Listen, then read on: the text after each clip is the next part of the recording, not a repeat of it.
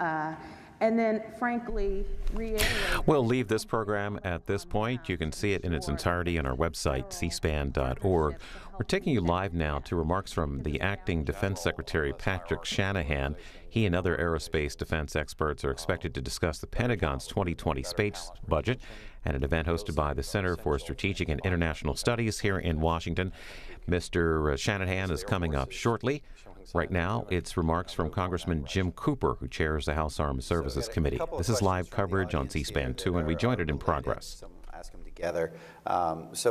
Chairman Adam Smith of the Armed Services Committee has said that what they intend to do in the Armed Services Committee is write a Space Force proposal that is different than DOD's. And of course, you have your proposal from 2 years ago. How do you think you can merge those ideas, or what changes would you want to make to what the administration proposed? Well, my guess is, from the administration standpoint, they mainly care that we call it a Space Force, whatever we're doing. Okay, we do that. The House proposal, if you didn't keep up with the committee vote, was passed out of committee 60-1. 60-1. That very rarely happens. Now, we didn't succeed as we would have liked in conference, but the seeds were planted, and most everybody I talked to who's been to the briefings are like totally on board. Now, you can quibble about this element of bureaucracy or that, but the key principles, I think, are there. We've got to have an unrivaled space capability, and I think we're on track to make that happen. And so I'm getting a question from many people here in the audience. If you had to put odds on it, what do you think the odds are of some sort of a Space Force initiative getting through the House this year on the NDAA and also getting through the Senate? The trouble about the future is it's hard to predict, but in this one, after the 60-1 vote a couple of years ago, overwhelming floor passage, I think the prospects could hardly be brighter.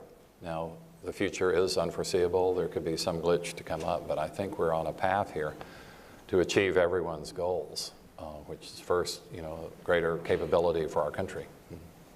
All right. Now, Dr. Roper talked about the Air Force's emphasis on speed in acquisitions. And we've heard that a lot from other senior leaders within the department as well. This is a big shift from about a decade ago when you had, Secretary Bob Gates talking about how, we need to do things cheaper. We don't need the 99% exquisite solution when the 80% solution will work. How do you view that shift in emphasis on acquisitions to prioritize speed, which may come at the expense of cost? Well, for the historians in the audience, I think every year people have tried to reform Pentagon acquisitions all the way back to the Eisenhower administration. And I'm not sure that anyone has succeeded. If you noticed in Bill's remarks, he made a glancing reference to the accelerated 5,000 procedures. Like, good luck with that one. SOCOM and others, MDA, have used faster authorities, different authorities, to try to get around the 5,000 procedures.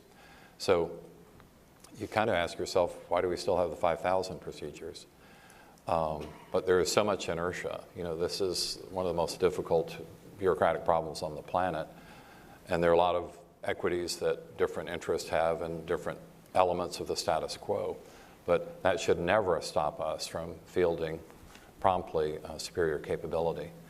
I was interested because in the Pentagon proposal by 2024, we will have a fully fielded Space Force. So in the time it took us to start and win World War II, or to respond to Pearl Harbor and win World War II, we will finally be able to field one service. That's faster than usual, but it's still not what we should be expecting. So I look forward to working with everybody in Congress in both parties, and with the Pentagon, and with our industrial community, to try to figure out a way to return to speed and quality, because nobody wants speed for speed's sake. You also want affordable prices. So there are ways to do this. This is the most ingenious country that's ever been. Let's tap into that ingenuity in a more constructive way. So another question from the audience here. One of the things that Chairman Smith has said publicly in recent days is that within the Space Force proposal, I think there are 3 4-star positions enumerated in that, and he thinks that that's too many and it won't reduce bureaucracy. What's your view, and how can you remedy that? Well, Adam Smith is a great chairman. He's extremely knowledgeable, and I think he's very fair on these issues, and it's no secret that the military has been top-heavy for some time in virtually every department. Bureaucracies tend to do that. Who doesn't want higher rank and to be paid more money and to have a better retirement? Like, what's wrong with that? But you know, right now, and if you make any comparison to a prior point in history, we're vastly top-heavy. So there have got to be ways to do that and be fair to people. Now, you need to give young people promotion opportunities. But in this vast pyramid, there got to be better ways to do that. And to me, the number of excessive generals is interesting. It's also important how long you're on post at whatever your MOS is. And do you really know your job? And I tend to prefer the Navy model, where you're on duty for 6 or 8 years in naval reactors, and you really know what you're talking about, and you have total responsibility, as opposed to the in and out 2 or 3 year thing when you parachute in. You really don't know the assignment. By the time you're an expert, you're out of there. Like, how does that work? And I want varied assignments. I want a humane treatment of our personnel, but there's nothing like real expertise. Owning the project, seeing it through to the end, making sure it's first rate. And I don't want to dwell on some of the negative things, but there have been some horrendous problems. And while some in the Air Force are proud that still the B-52 will be flying when it's 100 years old, I worry about that, you know, no matter how thoroughly it's been rebuilt. And I appreciate the rebuilding efforts that have been going on, but like, where are the new, you know, where are the superb, where are the excellent, where are the, and we've kind of been lacking in that for a few years. Next question here from the audience is about the cost of the Space Force. And so the Pentagon proposal pegs that cost over 5 years at about $2 billion, and then the steady state cost of the additional, you know, management and overhead would be about $500 million a year after that. You know, since you obviously are in support of some sort of a Space Corps, Space Force, a new service, but many of your colleagues have questioned the cost, including Chairman Smith, among others. What do you think the right level of overhead is that would be sufficient for the new service, but also would not be so much that it would, you know, cause it to lose support from your colleagues? Well, first, think what a vast improvement the $2 billion number is over the $13 billion number that the Secretary of the Air Force had put out there. Now, both Mike Rogers and I thought that was a little bit of a gold-plated proposal, but we're already headed in the right direction. When Mike and I originally proposed this, we really thought there should be very little, if any, additional cost, because the Air Force is pretty well resourced already. It's more of an organizational issue when you have 60 people who are empowered to say no, but no one has the ability to say yes. That's an issue, but that's the way bureaucracy tends to work. So we will be getting into the numbers. We just are getting the budget books right now from the Pentagon. The budget is late, as you know, and I'm not going to fault anybody over that, but we will do our best in the NDAA to have the 58th or 59th consecutive year of House and Senate passage of that bill. If there's any element of Congress that still works, it's probably the House and Senate Armed Services Committees. And remember, when you're talking about budgeting in this space, I always say this is the only part of the federal budget that we don't get to set. It's entirely threat-based. You know, we have to be able to respond to meet and beat whatever is coming at us. So we will do what it takes. We must do what it takes. And the numbers you're mentioning in a budget that's $750 billion or so, even though shamefully 165 of that is OCO, like, whoa. This is chicken feed for what Bill Roper accurately described as an absolutely vital national capability. Not just talking about the warfighter, but for all of our civilization. I know some people who can't play golf without satellites because they need to know the distance to the green. So this is a very important thing, and we're well within the ballpark of reasonable compromise here. And speaking of the budget, you mentioned the OCO part of the request. What's your view of the overall budget request for FY20? So, not just space, but the overall budget, and how do you think the House is going to handle all of the OCO for base activities that the administration has tucked in there in this request? Well, for anyone who hates acronyms like I do, OCO, or Overseas Contingency Operations, was used as an emergency funding measure after the Iraq and Afghan wars started. And on a temporary basis, that's very understandable. But 15, 18 years later, especially when base activities are included in that emergency funding, it really becomes inexcusable. This is a harsh way to put it, but to have an off-budget element of your budget really means that you're not telling the truth. And some of our near-peer adversaries out there are more tuned into our budget than we are, and perhaps our Chinese friends are paying attention that we are not really fully funding our soldiers posted abroad. We're paying most of the bills, but they're having to pick up the tab when they buy our bonds for some of these needs. And by the way, one of the most distressing things is we're probably funding the entire Chinese defense budget because they have bought so many of our bonds, $1 trillion plus, that just the interest on those bonds can't pay for their entire defense budget. Wow. That is not, now we appreciate their investment in our debt, but this is not a good situation, but it shows overall how many of our fiscal policies have been woefully mismanaged, and we're going to have to return to common sense in some of these things. And right now, neither party wants to talk about fiscal sanity.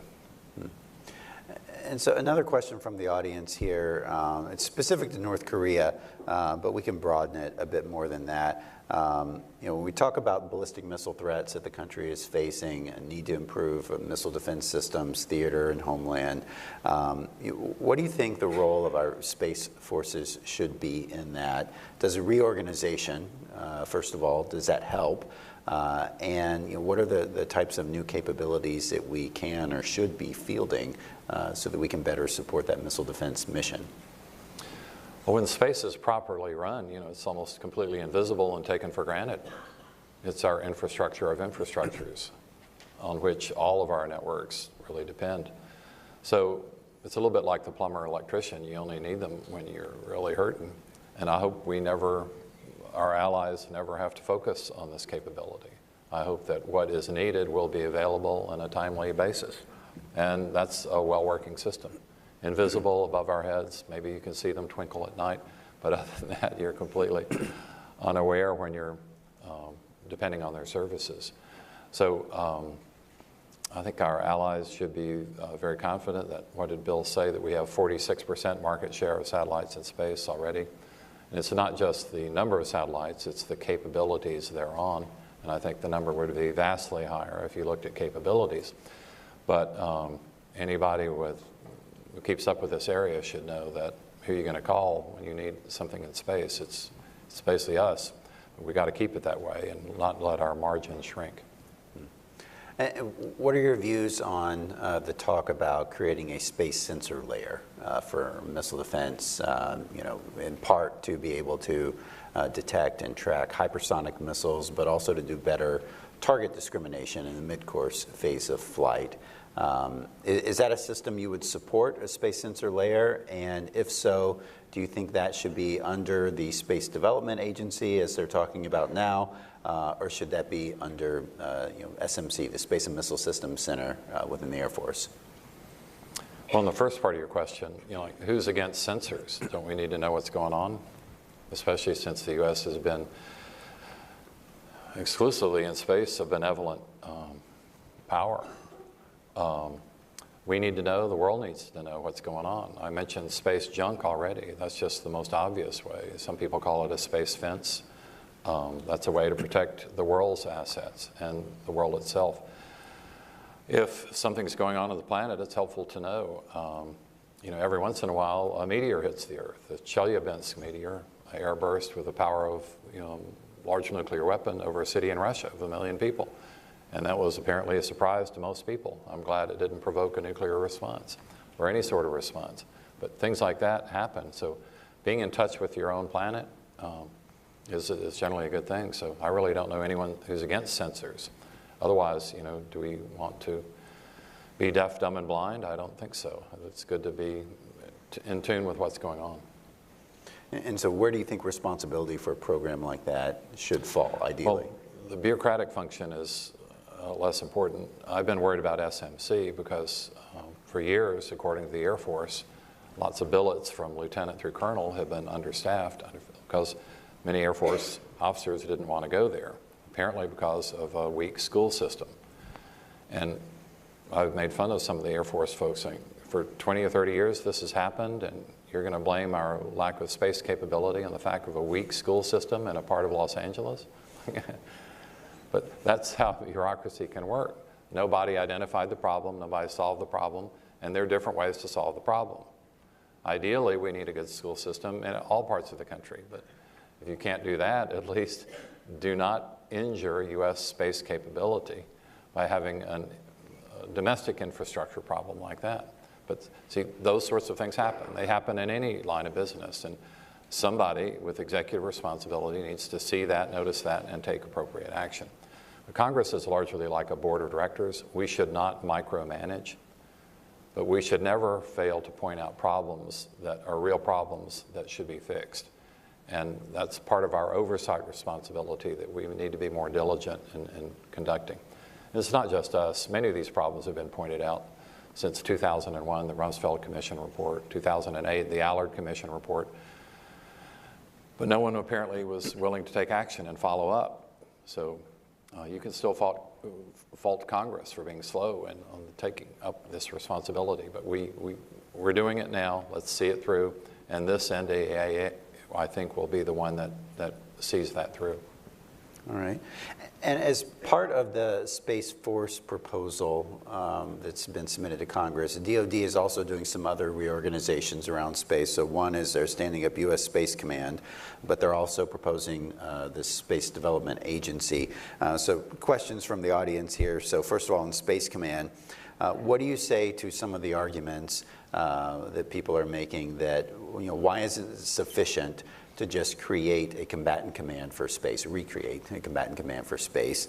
Why do you also need a military service?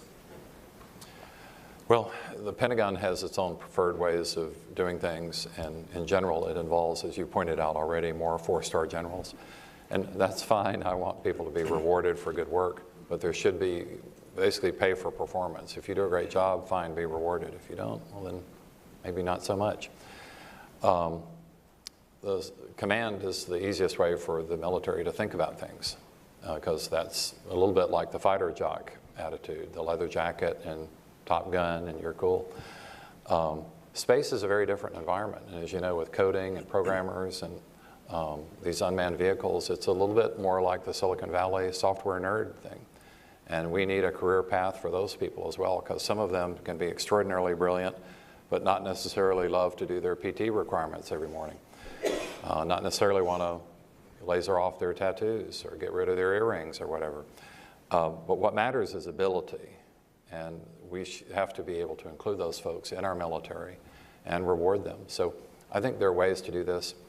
The Space Development Agency will probably get a lot of attention, but in general, the Missile Development Agency has worked pretty well. Again, as a detour around regular Air Force, and then we forget that, hey, we should be fixing regular Air Force at the same time, because these 5,000 acquisition authorities are mind-bogglingly complex.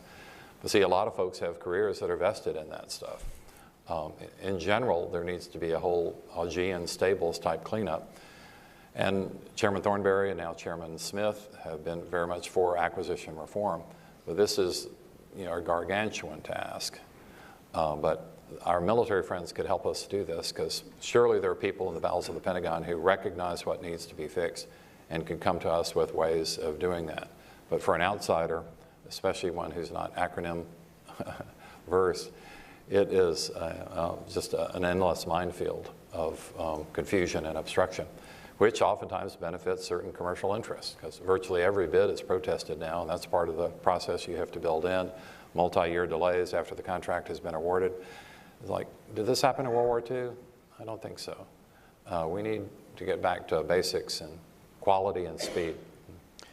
And on the Space Development Agency, the Air Force has pretty publicly expressed some skepticism about the necessity of it, and one of the arguments has been that the Space Development Agency would be redundant with other offices within the Air Force. What's your view on that? Do you think it's redundant? Do you think it's necessary? Well, the Air Force basically has fought this from the get-go and not been tuned in to the Rumsfeld or the Allard recommendations. And I'm not faulting them for that. And turf can be a legitimate interest, but I'm really not seeing a whole lot beyond turf that's really what they're defending. We've had some significant slownesses and gaps in performance, and we're not here to fault people, but let's get it going here. There are ways to do this. So the person who most recently said the SDA is irrelevant or redundant, it will soon be leaving. I think that will clear a path for more positive thinking. That what matters is fielding the capability quickly, affordably, and in a quality way, and we can do that. We must be able to do that. So as I said earlier, whatever it takes to get to that result, we need to do. And I want to give the Air Force and the Pentagon flexibility and their preferred bureaucratic method for doing that. They can call it what they want to. What matters is capability. And so, one of the things that Congress and DoD have done to get a little more transparency on space funding within the Pentagon budget is they created a new major force program, MFP-12 they call it, for space, where they basically aggregate up all the space-related funding in the budget. Unfortunately, with all of the major force programs, there's not a lot of transparency on the outside to what program lines are being tagged and going in to make up that total MFP. I see Jamie Moran over here in the front row, so I'm going to blame CAPE for that. But it's a long-standing problem that there's, on the outside, there's not full transparency in what goes into the MFPs. Is that a problem for you? Is that a problem for Congress in conducting effective oversight to know where the space dollars are being spent, or do you feel that you have adequate insight? Well, the problem of communicating with the Pentagon is a difficult one because, in a vast bureaucracy, there are restraints to communication. I've actually found that your work, Todd, here at CSIS has been among the most helpful. Like when you plotted out the possible costs of different types of Space Force, that was extraordinarily helpful. And I learned that there's possibly even something out there that could be more expensive than Heather Wilson's $13 billion. Who knew? But I don't know, is there something beyond gold plating? Is that platinum plating or something? Or palladium plating, perhaps? But think tanks can help us greatly by ferreting out this information, because sometimes the juiciest bits are the most hidden. That's sometimes the way bureaucracy works. Congress hides the ball sometimes too. So I'm not exempting ourselves from responsibility, but that's part of the give and take, the chase, the hunt of oversight, is to find out what should be noticed, because very few people are going to fess up and say, hey, I did something bad here, catch me, or I made a mistake here, punish me. And the goal here isn't punishment. It's high quality performance, and whatever it takes to do that, we can do. This is America, folks. This is the greatest country that has ever existed. And our challenge is just to keep it that way. We didn't have to found it. All we have to do is keep the momentum going. That shouldn't be that hard.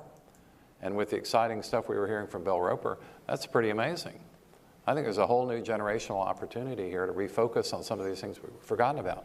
But for a while, our nation abandoned big science. We turned our backs on space.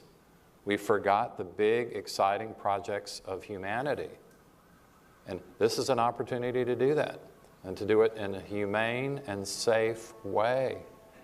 This is a magnificent opportunity for a new generation. Let's seize it, and seize it now. There are ways to do this. And even with all of our problems, we can do this. To have all these opportunities put out for us, and you say the cost, well, it might be $1 or $2 billion. Sadly, in the Pentagon budget, that is budget dust. You know, and I'm not saying go ahead and spend or waste that money. Let's spend it wisely. But it's incredible what can be accomplished and what needs to be accomplished right now, because a number of our most precious things are under threat. So can you tell me a little bit about your working relationship with your counterparts on the other side of the aisle. Now the Democrats are back in the majority in the House. Previously 2 years ago when the Space Corps proposal was put forward, you were on the minority side. You're working very closely, joined at the hip with Representative Rogers on this issue. What's your relationship like now with Representative Turner, who opposed, he was one of the few people who opposed the Space Corps proposal in the past.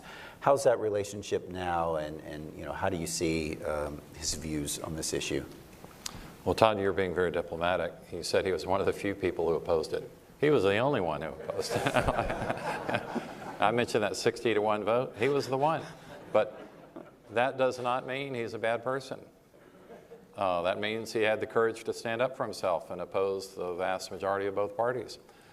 I think the climate has changed a little bit. I mentioned earlier on that when President Trump came out in favor of the Space Force, that turned a lot of heads around, both in the Air Force and in the Senate, and maybe 1 or 2 in the House. But I can't speak for my colleague. So far, he's been a pleasure to work with. I was sorry, this is our district work period. He wasn't able to come here today, but we try to do things in a completely fair, open, and collaborative basis. Because what matters is solving problems for the country, not creating new problems because you're in politics. And so many of my colleagues seem so focused on creating new problems, we don't have time to solve the old ones. This is actually a fun job if you try to fix problems, but it takes a workman-like attitude. And first you diagnose the problem, then you find a remedy. And there are ways to do this, and so far Mike Turner has been extraordinarily helpful that way. His district includes Wright-Patterson Air Force Base, great research outfits like NASIC. He's well-versed in a lot of these issues. He has been head of the NATO Parliamentary Assembly. He's got a good international perspective that way. There are really positive opportunities to work very, very well together. And as I say, so far, been no problems whatsoever. So I look forward to that continuing because it's for the good of the country and the world. And who's against that? And so do you think Representative Rogers would make a good Secretary of the Air Force? Well, his career is his career. As I learned from visiting him in Alabama when I went to the Talladega 500. It's a different country down there. So says the man from Tennessee to a guy from Mississippi. Well, well, Alabama's different. Yeah. It is different. Now, we're jealous of their football program, but no, Mike is an extraordinarily great member of Congress. Now he's ranking on Homeland Security, which is an extremely important responsibility. And I think there are great things in his future. All right. The Air Force is pushing ahead with a follow-on to the Evolved Expendable Launch Vehicle program. They're now calling, I think the name is the National Security Space Launch. And I wanted to get your thoughts on the acquisition strategy that they're using for that. So the phase that we're in right now, I forget if it's phase 1 or phase 2 right now, they have narrowed it down to 3 companies that are in it. And the next step in this acquisition process is they're going to narrow it down to 2 companies, and then they're going to give a block buy. I think it's over a 5-year period to just those 2 companies. Other companies that haven't made it through this down select won't be part of that selection process necessarily. So when they narrowed it down to 3 companies, SpaceX was not one of them. What's your thought on that acquisition strategy, and should it proceed as the Air Force is currently planned? Do you think it needs to be modified? And what do we need to do to make sure we have competition and assured access to space? Well, launch has been a very contentious area. As you know, it's been very much scrutinized, and I think partly because of the hobbies of billionaires as they've undertaken space as kind of a side activity. We should be thankful for that. And one thing that I'm curious about is if the Bezoses do get a divorce, will there then be a his and hers Blue Origin program? You know? I've heard of his and hers towels after you, but never his and hers space programs. I actually think while it's exciting that these billionaires have this fascination with space and have been so helpful in funding a lot of development that otherwise would not have occurred, and a lot of risk-taking that would have not have occurred, we have to ask ourselves, they were all able to do this basically on their own dime and sometimes meet or beat or exceed U.S. capabilities. That's a real wake-up call for us. Now, it was by friendly billionaires, or we hope they're friendly, but yikes. I look forward to the day when there's a government acquisition program, whether it's in launch or anything, that like dazzles the private sector. Now, we're lucky in this country. We have strong both, but for a long time now, it's been the government is slow. Our delays are so great that we'll buy 20-year-old technology and it'll be launched years from now. That's not good enough anymore. And the speed, the focus of the private sector is something that we need to learn from. So I think there are opportunities here. There was a lot of pushback on the selection process of the Air Force. I don't claim to understand the ins and outs of that. The key is that we get a vastly superior capability in a hurry at an affordable price. And whatever it takes to do that, you know, we're not favoring one company or another. We just want the capability for the nation. So you hope that the program managers and the folks in the Air Force are making fair decisions. In some past acquisition processes, they haven't necessarily done that. We've had some hiccups and mistakes. So that's the key thing, as I've mentioned several times today, reforming the entire Pentagon acquisition process. But that's too big to take on all at once. Maybe we can start with the service. Maybe we can start with an area within the service. And for many people, this was not an encouraging mile marker or signpost for the Air Force in this competition. So back to the space reorganization question, another question here from the audience. Does it concern you that the proposed Space Force, military service under the Department of the Air Force does not include the NRO and other intel-related space functions? Not only doesn't it concern me, that's one of the positive virtues of the proposal. If it ain't broke, don't fix it. The best we can tell, the NRO is not broken. Don't mess it up. Keep it out of the limelight.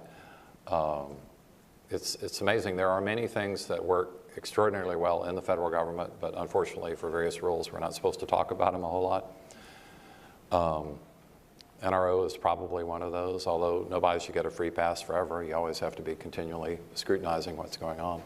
But it very much worried me when the President's proposal wanted to wrap up all these three-letter agencies into one in space. That's not a good idea, because they have benefited greatly from flat management organizations, centralized decision-making authority, being able to put things up in space in a year or two instead of 7 or 8 years. That's a huge thing, and then the capabilities are extraordinary. So this is something to very much be proud of, and I wish we could talk about it more. But it's a virtue that the NRO is not in this overall proposal. It's worth noting that the NRO is one of the few parts of DoD that's passed a clean audit. Hallelujah. That's only been a 20 or 30-year process. And one of the most embarrassing things when your own GAO points out every year that the Pentagon is one of the most risk-prone areas of all of federal government. Didn't the Marines get a clean audit? If the Marines can't do it, I don't know. But it's kind of amazing that our systems are so degraded.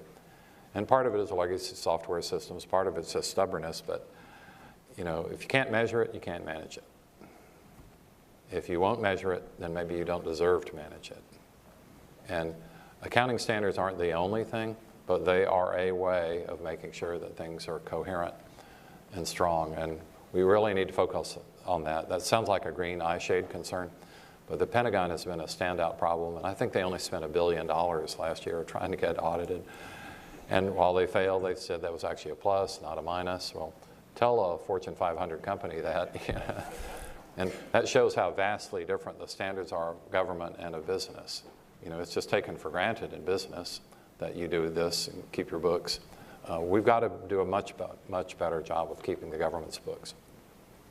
OCO, as I mentioned earlier, is an outstanding example of that. That's a shameful thing on our budget. And now with the President's latest proposal, you not only double the OCO account to hide the total spending amount, but half of it is actually designated as a base, which just is admitting your problem. It's called base OCO now, which should be a contradiction in terms. This is like jumbo shrimp. It's just like, what's going on here? But that shows how out of control a process can become. In addition to the President's, yo-yoing, first Pentagon was going to go down to 700, then that's up more like 750. It's like, that shouldn't happen in an organized country. I got a question here from online, and I'll tell you that I hear this all the time, so I want to give you the chance to address it. The question is, would the establishment of a Space Force mean that the U.S. plans to use space for military purposes? Well, people need to remember Sputnik was the first use of space, and that was a Russian or Soviet military operation. In general, for the last many decades, space has been entirely benign and non-military. In fact, one of our problems right now is so many of our satellites are so peaceful, they're not in any way protected. We had hoped that space would not be taken advantage of. But with the Chinese ASAT in 2007 and some other developments, sadly, that is looking like it's no longer true. So we need to be able to have an extraordinary defensive capability, and possibly an offensive one. But so the U.S. are not the bad guys here. This is one reason I've been pointing out the fact that free GPS for the world, free air traffic management control, which probably should be spun out of the Air Force and put in a civilian agency, so it's a little bit more like the FAA or a more civilian-oriented place. So no one wants Star Wars, no one wants to militarize space, but what we do have to do is keep our assets safe and keep them safe for the world. And that's an entirely benign and benevolent activity. So a few budget-related questions here as we wrap up. I know we're starting to run out of time, but it is budget season. So what's your view on the Budget Control Act budget caps? Do you think Congress is going to end up lifting the caps, raising the caps to a higher level like they have in all previous years since the BCA has been in effect? Or do you think this is going to come, down to the wire and, use of some sort of an OCO gimmick to get around the budget caps? Well, the number I'm hearing for defense is $733 billion, and the caps will be lifted to whatever would allow that. This, problem between defense and domestic, it will be settled by people above my pay grade. $733 billion is a very good number. We can live within that. Sadly, I think the budget process in the House and Senate have entirely broken down. Neither the House nor the Senate are likely to pass a budget. But remember, what we call a budget in the United States really isn't a budget anyway. It's a one-year political fix that in no way obligates the next Congress to, even the next session of Congress, to follow those numbers. And as I've mentioned already, when you have OCO and other off-budget financing in there, budget is really a shambles anyway. So I look forward to today when we can get back to more orderly processing. I do think this year could set a record in terms of passage of appropriations bills. The goal on the House side is to have all the appropriations bills, probably using the minibus approach, have them done by like June 30th. That hasn't happened in, a long, long time. Now we can't control the Senate, no one can, but that would be a darn good start for the House to get that out there, and perhaps might shame the Senate. Little advertisement here. I had a bill, it's the most unpopular bill in Congress, called No Budget, No Pay. But it actually became law in 2013, and that year, as a miracle, even the Senate passed a budget. because it turns out that even senators like to be paid.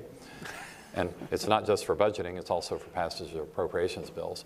That fundamental pay for performance concept really works. And Congress is one of the few bodies on earth, a few places to work on earth where you can be paid and not do your work. Well, in my opinion, that shouldn't happen. Now, we haven't been able to make that law again.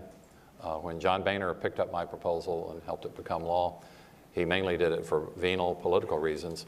But if that were to be a permanent principle, and by the way, this isn't so outlandish. The California legislature, the New York legislature, it's routine for them. If they can do it, surely we can do it. But that would ensure that the work of the nation gets done more on time and that we don't have terrible atrocities like the Budget Control Act. Because I think as Admiral Mueller pointed out one time, the greatest enemy the Pentagon faces sometimes isn't any foreign enemy. It's the U.S. Congress when we refuse to budget appropriately and on time, and sometimes we make them live with CRs. You cannot run programs on that basis. So I think that Congress is getting the message on this, and I think that this year we'll have a pretty much assured $733 billion defense budget.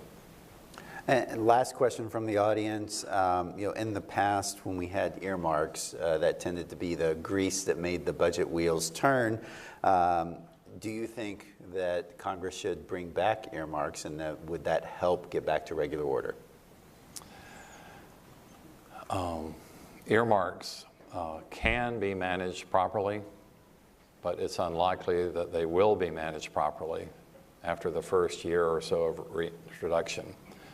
We fought so hard, and I'm one of the strongest anti-earmark folks in Congress, to get rid of for example, the Duke Cunningham temptations or the Don Young temptations, because pretty soon these are not peer-reviewed, pretty soon they get completely out of control, and pretty soon they become a national embarrassment, if not an invitation to corruption.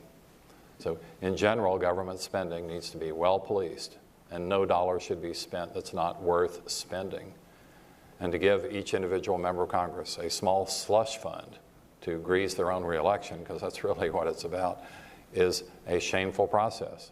Now there is an argument, well, the executive branch does it all the time, so we should have Article 1 powers to be as bad as the executive branch. Well, that is not a good argument in my book, so let's clean it up on both sides of government. But as I say, while it's theoretically possible to police this, which was probably done 20, 30 years ago, in modern times, the standards have become so degraded that if you want a swimming pool in your district or an interstate interchange across the country in someone else's district, that becomes a suitable subject for an earmark. That is wrong. That is a misuse of taxpayer money. That erodes support for people paying their taxes when they see these abuses, because you know they'll be highlighted by the newspapers. So let's not do this. But the pressure is growing, because as people find difficulty passing bills, they want to buy votes in Congress, just like the congressmen who get earmarks want to buy votes back home. This is wrong. This is not the way things should be done. I don't want to be too much of a Boy Scout, but let's have arguments on the merits, and let's have the best argument win, not the person with the most money. This is really a challenging moment for the legislative branch, and I'm hopeful we'll be able to resist this temptation. Well, Congressman, our time is up. I want to thank you for joining us. It was a real pleasure to have you here. And everyone, please take a coffee break, and we will start back with Secretary Shanahan, 9:55. Thank you. Appreciate it. Thank you.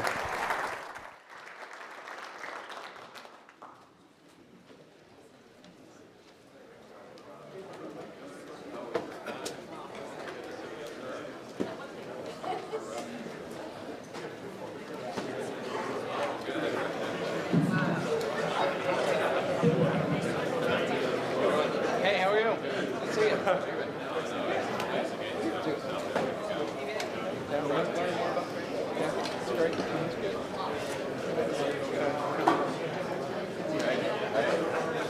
How are you, Madeline? Good. Nice to see you. Madeline, right?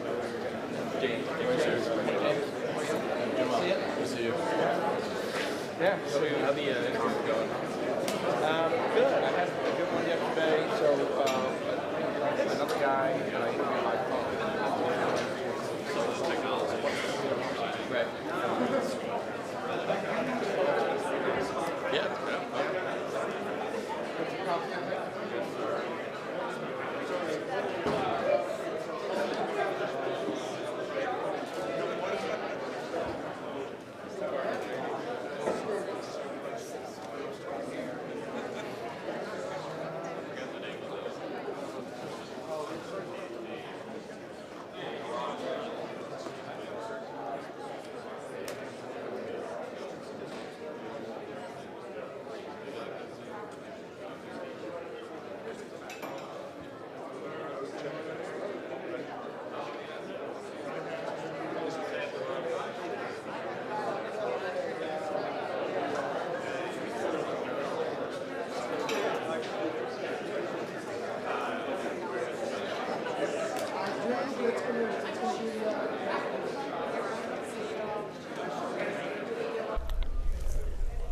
They're in a coffee break here at the Center for Strategic and International Studies, focusing on national security strategies in space, and they'll hear shortly from the acting Defense Secretary Patrick Shanahan.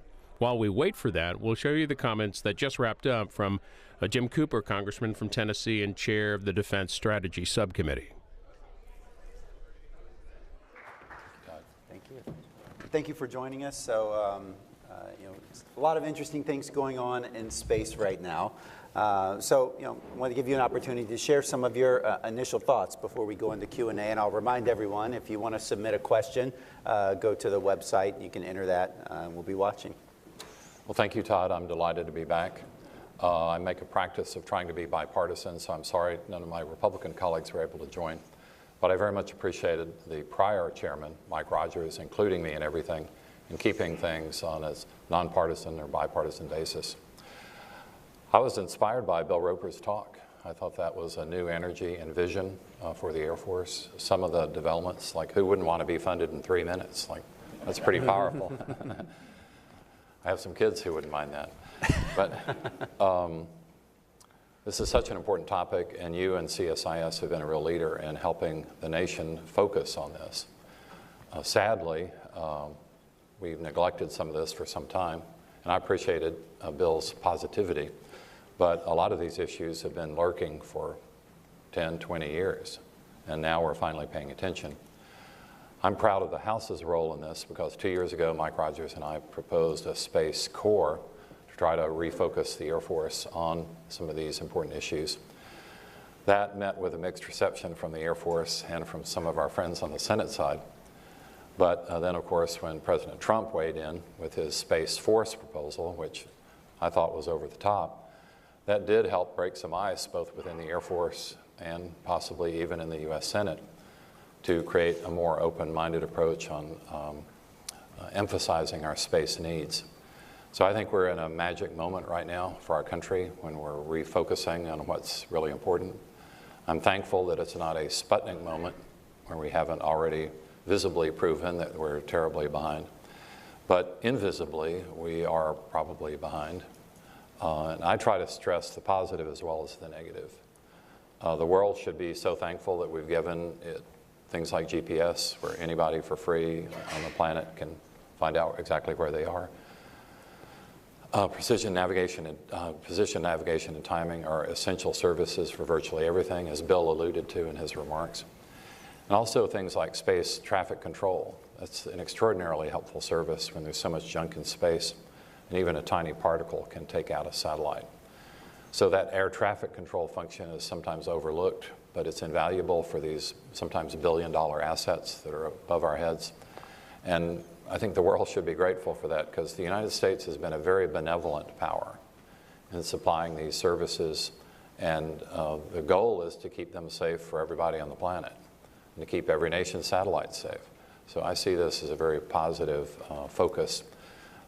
We need to protect our own, but we really need to protect everybody's, because it's a global commons, and we need to treat it that way so that it's good for the planet. So I appreciate, as I say, your leadership role in this. I hope Congress can get out of the way of the good developments in the Air Force and in the services. A lot of good things are happening, and I'm excited about that new opportunity for us.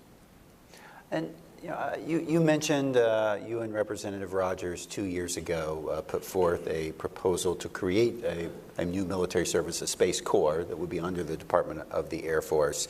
Can you give us just a little bit of the background on what got you and Representative Rogers so interested in this issue that brought you to that moment 2 years ago? Because you were out on the leading edge of this before it was cool. What made you push out on this particular issue? Well, I'd like to say that we were just Star Trek or Star Wars fans, but that's probably not as true as it should be.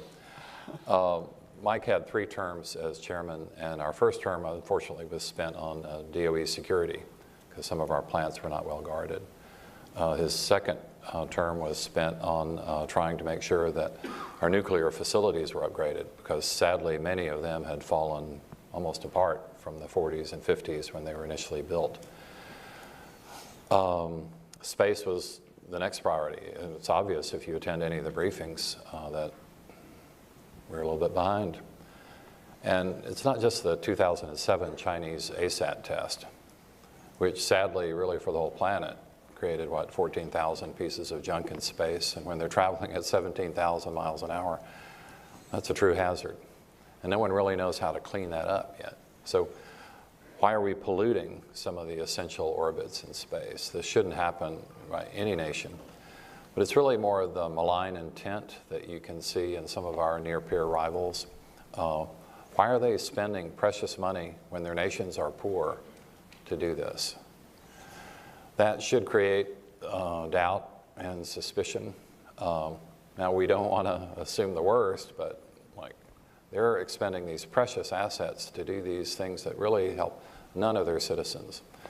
So I think ideally we would have taken space on earlier. We tried to give the Air Force the benefit of the doubt. We looked at their promotion rolls and saw year after year it was mainly the fighter jocks who got to be general. And I love leather jackets and fighter pilots, but that's not the future. Unmanned aircraft, as we've seen with drones, are increasingly important in the world. So we've got to pay attention to technology and be up to speed and not have the nation be in any way behind. In fact, we need a huge and safe margin. And so you said that Trump's initial Space Force proposal was over the top. What are your views on the legislative proposal that was just submitted to Congress a few weeks ago? I think it's way more modest. In fact, it's about as close to our original House proposal as you can get. I think it uses some Pentagon terminology that we're comfortable with: a space command, a space development agency, apparently much like the Missile Development Agency. But what really matters is not the bureaucracy, but the substance. We need to be able to acquire state-of-the-art technology and put it on orbit in record time. And I don't mean Air Force record time. I mean faster than the NRO. I mean faster than, because what matters is threat-based environment. What matters is meeting the nation's needs, and any obstacle that stands in the way has to be taken out, especially if it's our own bureaucracy at work. I was interested in Bill's comments. What does he keep up, worry about at night? Well, I'm worried about Congress too. I'm more worried than he is. And CRs are terrible, budget caps are terrible, and we need to clean up our own house. But we also need to make sure that the vast bureaucracy that is the Pentagon can function efficiently. And in general, less hierarchical organization, leaner organizations, better talent recruitment, better talent retention. Those things are essential for any vibrant, cutting-edge organization. And I think we can, as the Air Force is showing signs of doing, move more in that direction. So we got a couple of questions from the audience here that are related, so I'll ask them together.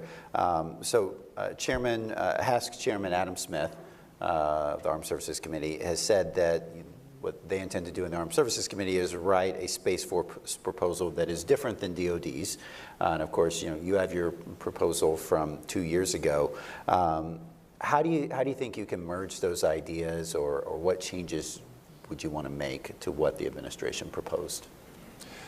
Well, my guess is, from the administration standpoint, they mainly care that we call it a Space Force, whatever we're doing. Okay, we do that. The House proposal, if you didn't keep up with the committee vote, was passed out of committee 60-1. 60-1. That very rarely happens. Now, we didn't succeed as we would have liked in conference, but the seeds were planted, and most everybody I talked to who's been to the briefings are totally on board. Now, you can quibble about this element of bureaucracy or that, but the key principles, I think, are there. We've got to have an unrivaled space capability, and I think we're on track to make that happen. And so I'm getting a question from many people here in the audience. If you had to put odds on it, what do you think the odds are of some sort of a Space Force initiative getting through the House this year on the NDAA and also getting through the Senate? The trouble about the future is it's hard to predict, but in this one, after the 60-1 vote, a couple of years ago, overwhelming floor passage, I think the prospects could hardly be brighter. Now, the future is unforeseeable. There could be some glitch to come up, but I think we're on a path here to achieve everyone's goals, which is first, greater capability for our country. All right. Now, Dr. Roper talked about the Air Force's emphasis on speed in acquisitions. And we've heard that a lot from other senior leaders within the department as well. This is a big shift from about a decade ago when you had, Secretary Bob Gates talking about how, we need to do things cheaper. We don't need the 99% exquisite solution when the 80% solution will work. How do you view that shift in emphasis on acquisitions to prioritize speed, which may come at the expense of cost?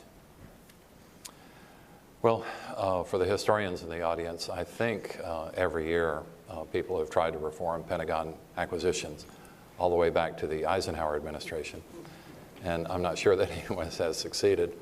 If you noticed in Bill's remarks, he made a glancing reference to the accelerated 5,000 procedures. Like, good luck with that one. SOCOM and others, MDA, have used faster authorities, different authorities, to try to get around the 5,000 procedures. So you kind of ask yourself, why do we still have the 5,000 procedures? But there is so much inertia. This is one of the most difficult bureaucratic problems on the planet, and there are a lot of equities that different interests have and different elements of the status quo. But that should never stop us from fielding promptly superior capability. I was interested because in the Pentagon proposal by 2024, we will have a fully fielded Space Force. So in the time it took us to start and win World War II, or to respond to Pearl Harbor and win World War II, we will finally be able to field one service. That's faster than usual, but it's still not what we should be expecting. So I look forward to working with everybody in Congress in both parties and with the Pentagon and with our industrial community to try to figure out a way to return to speed and quality, because nobody wants speed for speed's sake. You also want affordable prices. So there are ways to do this. This is the most ingenious country that's ever been. Let's tap into that ingenuity in a more constructive way. So another question from the audience here. One of the things that Chairman Smith has said publicly in recent days is that within the Space Force proposal, I think there are 3 4-star positions enumerated in that, and he thinks that that's too many and it won't reduce bureaucracy. What's your view, and how can you remedy that? Well, Adam Smith is a great chairman. He's extremely knowledgeable, and I think he's very fair on these issues, and it's no secret that the military has been top-heavy for some time in virtually every department. Bureaucracies tend to do that. Who doesn't want a higher rank and to be paid more money and to have a better retirement? Like, what's wrong with that? But right now, and if you make any comparison to a prior point in history, we're vastly top-heavy. So there have got to be ways to do that and be fair to people. Now, you need to give young people promotion opportunities. But in this vast pyramid, there got to be better ways to do that. And to me, the number of excessive generals is interesting. It's also important how long you're on post at whatever your MOS is. And do you really know your job? And I tend to prefer the Navy model, where you're on duty for 6 or 8 years in naval reactors, and you really know what you're talking about, and you have total responsibility. Deputy Secretary of Defense since July of 2017. And he previously served as Boeing's Senior Vice President for Supply Chain and Operations. After Acting Secretary Shanahan's remarks, he'll be joined on stage by Todd Harrison for some back and forth, and then there'll be hopefully some time for some audience Q&A. So without further ado, please join me in welcoming Acting Secretary Shanahan.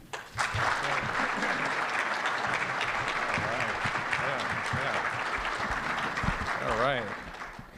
Well, good morning, everyone. It's certainly good to be here, and I just want to maybe make a few broad comments. Kath, thank you so much. Kath was very involved with the National Defense Strategy Commission, did an outstanding job, and then Todd Harrison, thank you for the invitation. I think John Hamry's not here, but only at CSIS could we have these types of dialogues, which are really so important for these very, very critical issues as we think about what does the future look like. And before I dive into my remarks, one thing I would just ask all of you to do tonight, this would be a little bit of help, say a prayer for our men and women in the military, say a prayer for the civilians that support them. They do remarkable work on our behalf, and the one word that I've learned a lot of words since working in the Department of Defense, but the one word that I've really come to appreciate and understand is the word devotion, and they're devoted to their mission, and they just do a remarkable job. I'm going to tell a story, and then I'm going to talk a little bit about the Space Force, but let me start with this story, and it's a story about making change and modernizing in the largest bureaucracy in the world. Sometimes people say the department isn't bold or fast enough. But in just 18 months, we went from a phone call with 2 bipartisan members of Congress to a proposal establishing a new branch of the armed services, the Space Force. And I want to talk to you about that proposal today. Representatives Coopers and Rogers got us started on this path, and I want to thank them for their leadership and vision. I also want to acknowledge the important role President Trump played in instilling a sense of urgency in the department, or what Secretary Mattis would call moving at the speed of relevance in establishing the Space Force as the 6th branch of the military. You only get this kind of action if there is a compelling need to move quickly. This was true for our challenges in space. My goal, and the department's goal, is to grow what we call our margin of dominance in space. This margin is now contested, and our legacy systems, as you well know, are not designed to operate in this environment. China and Russia already treat space as a warfighting domain. China is moving fast to grow their presence in space. Last year, their government put 38 rockets into orbit. This is more than double the 17 that our government launched. What's more, the space industry is undergoing a seismic transition fueled by the convergence of commercial and military capabilities, decreasing launch costs, and an entrepreneur-driven innovation. Innovation that impacts the entire space ecosystem, from the hardware in the sky to the application of space-based communications, sensing and precision navigation and timing data on the Earth. During this state of evolution, we can't afford to lose our margin of dominance. What is vital is that we protect a $19 trillion economy and the systems our military runs on. As Representative Cooper said, if our satellites were attacked, we would be blind, deaf, and impotent before we even knew what hit us. Everything from ATM machines to Zumwalt destroyers would be paralyzed. If you're faced with threats like this, you say yes to change. And so we make a strategic choice to organize to ensure American dominance in space for decades. This choice to restructure has 3 parts: a military service, combatant command, and a development agency. Let's talk about part 1, the U.S. Space Force. To move forward effectively, space needs an advocate. That advocate will be the Space Force. The Space Force will operate like other branches of the armed services, organizing, training, and equipping the force with Title X authorities. It will have formalized leadership, including a new Undersecretary for Space and a Chief of Staff of the Space Force, to focus on developing space warfighting doctrine and culture. The organization will also focus on professional development, developing skills within the force, and creating a pipeline of space experts. It won't be very large, between 15 and 20,000 people, and it will have a budget the size of SOCOM. Let me spend a moment and talk about U.S. Space Command, which is the second part of our restructuring.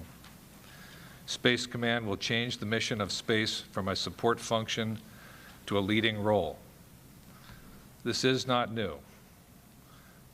This is a bit of back to the future, since we previously had Space Command but gave it up after 9/11 for Northcom. The commander will wake up every morning thinking two things. How am I going to win in space? And how will space help the joint force win in the land, sea, air, and cyber domain? I'll touch on the Space Development Agency, which is the third part, and in my view, the pacing element. Our space presence will be enabled by new capabilities delivered by the Space Development Agency. There are roughly 2,500 active satellites on orbit today.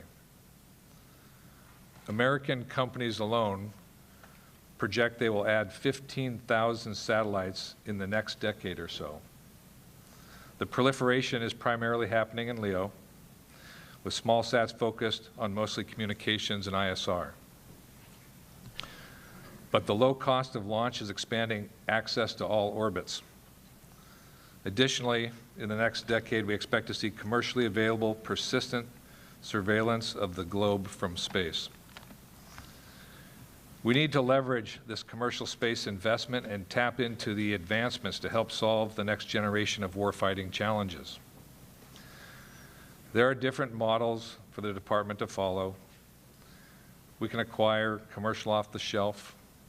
We can tailor commercial solutions. We can develop new technologies or some hybrid of the aforementioned. And in parallel, we need our warfighters to experiment with new space-based applications. There are 3 points I really want to underscore here. The first, the unifying factor is the need for advanced systems engineering as we design for artificial intelligence, as we design to enable low latency movement of data, as we design to connect sensor to shooter, and as we design to enhance exquisite capabilities.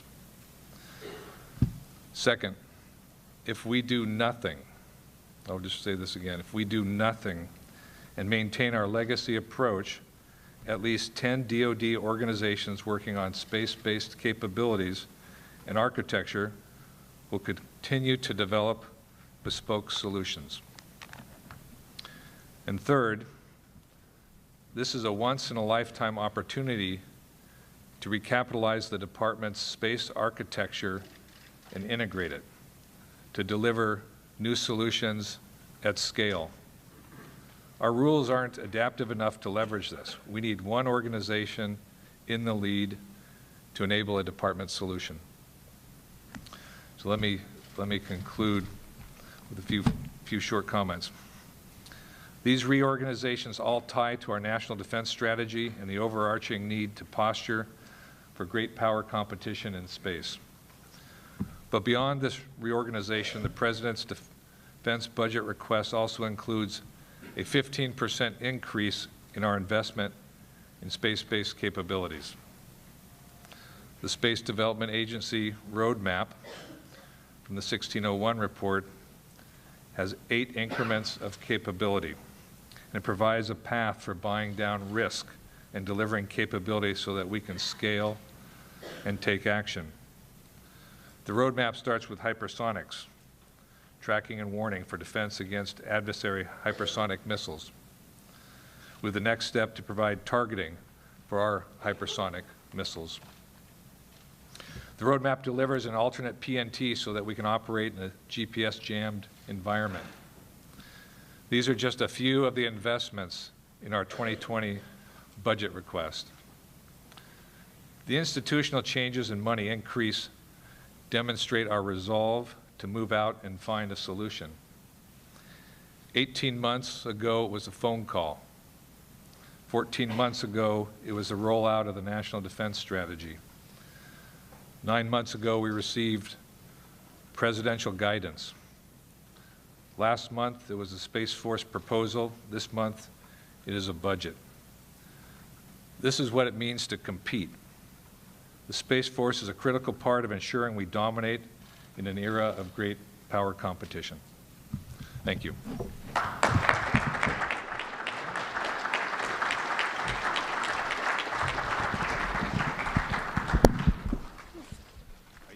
Yeah, no. Okay, we'll switch. Here, I can go here. Yeah. That's good. Well, thank you for joining us here, Secretary Shanahan, for your remarks. I want to... How'd I do? We're giving a thumbs up? Now for the hard part. I think so. Let's see. Can you hear me? Oh, let's hit the button. Yeah, let's see. There we go. All right. Everybody hear me now? All right, very good. Now they can hear you on the web. This isn't the hard part, this is the fun part, right? We haven't heard my questions yet. Yeah, they'll be fun. They'll be good. So my first question, and I'll remind folks here in the audience and watching online, if you want to ask a question, you can go to the web address you see here, aerospace.csis.org/questions. You submit your question, I'll get it up here on the tablet. But, you know, as the moderator, I get to go first with my question. So first question is, you know, when the president came out with this Space Force proposal almost a year ago now, he talked about it initially as a separate department. What you guys settled on is a separate service within the Department of the Air Force. Can you just tell me a little bit about how the idea evolved and how you settled on this particular construct? That's a good way to start out today. So, you know, you can imagine if someone said, create a new branch or a new department. As you all recognize, we have lots of processes in the Pentagon, but they didn't have the start the new department process. And so a lot of this is, you know, a bit, you know, homegrown, and you have to think about what is the best organization construct so that you can go the fastest. And a department allows you to have complete autonomy. So on one end of the spectrum, you can have, you know, full autonomy. On the other end of the spectrum, you can say, let's maintain the status quo. And we started with those bookends, and we said, given the need for speed and then how much time you might spend just reorganizing, we landed in a place that said, draw off the synergy of the Air Force. Right? And we have significant learning from the Marine Corps about how to have a service within a department. The biggest thing that we've been working to do with the Space Force is focus on delivering capability faster. And it's very easy in government to think about equities. And we didn't want to start with, well, what are the equities? What are the structures? How do we draw a path to deliver maintaining that margin of dominance? And it really was all based on, you know, standing up these, you know, I'll call it critical time-based capabilities, doing the development. The Space Development Agency is about development. It's not a space acquisition agency, it's a space development. So we said, that's what's most important. And you can put it any place, but given most of the resources that are going to be a component or an element of the Space Development Agency, live within the Air Force, keep it as close to that as possible. Space Command was easier. And, you know, what do you say to folks, you know, critics of creating a separate military service that say, well, if you're creating United States Space Command, a combatant command for space, why can't that be enough? Why do you also need a military service? Can't we make Space Command kind of like Special Operations Command and give it some service-like authorities? I mean, we can do anything, right? I mean, this is what's, in terms of working on something, this has been a really great experience because we've got this big piece of clay that we get to work with. And a lot of the critics, so you have people that are at the subatomic level and they get into, you know, let's move this little piece of the clay. you know, from here to there. I go back to when I came into the department, they said space is really important, and Secretary Rumsfeld back in the early 2000s tried to move the ball. So we're talking about moving the ball. That's the most important piece. I go back to the essence of your question. So the Space Command, why isn't creating combatant command sufficient? Well, the Space Command will only get after dealing with space, but not any new tools. The big change is we woke up one day and space was contested, and everything that we had designed for was no longer as capable as we thought. You know, imagine being able to walk around your neighborhood and never having to lock your door. Well, one day, all of a sudden, you have to lock your door, and the things that we have on orbit aren't capable of that. And so you say, $19 trillion economy. That's just ours, but you know, everybody runs off of space. So how do we protect ourselves? So the Space Command just gets at, we want somebody every day to think about, are we defending the economy, and do we have someone focused on making sure that the military systems are protected? The most important thing is, now how do you replace that critical infrastructure so that it's resilient, redundant, survivable, and has new capabilities because it really is contested? That is the most critical and pacing item. This is about retiring risk. The structures are interesting. There's lots of ways to go about it, but it's mostly, we put together a roadmap, and the roadmap was about how do we leverage space to reduce threats to the United States. So the first element on the roadmap is, how do we counter hypersonics that are a risk to our men and women and to the homeland? Space is a fantastic place. You're not geographically limited. We've built a space plan around the things we need in order to compete and win against China and Russia. And so just last week, Chairman Smith and the House Armed Services Committee, he said that, you know, they'll take a look at this Space Force proposal, but they're going to come up with something different on their own within their committee. You know, have you had discussions yet about what kind of changes they would like to see, or do you have any indications on, you know, specific parts of the proposal they're not happy with? I haven't walked through the proposal with Chairman Smith, but a lot of my interactions on the Hill have gone this way in terms of how we view the threat and the changes we need to make.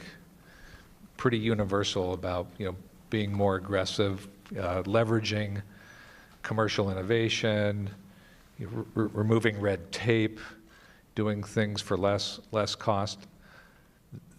The feedback I've received is worry about adding or building bigger government. That part has been universal, and you know, I don't blame them. I mean, I think, you know, we all want the same thing. We want a lean and a very thoughtful use of resources, but that's generally been the feedback, and the conversations have been like this. Explain to us, you know, how you've come up with your costs, or help us to understand why this isn't, you know, a redundant effort. And, you know, in terms of the bureaucratic politics within the building, so this is something that has basically been in your lap since you came to the Pentagon. You've been working on it, you know, from beginning to end.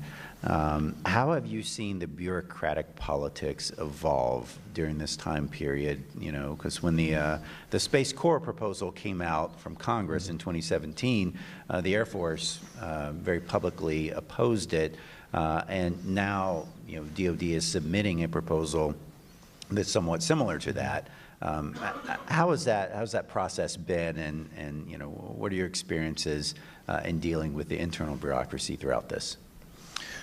Well, the experience has been like every experience I've ever had where change is involved.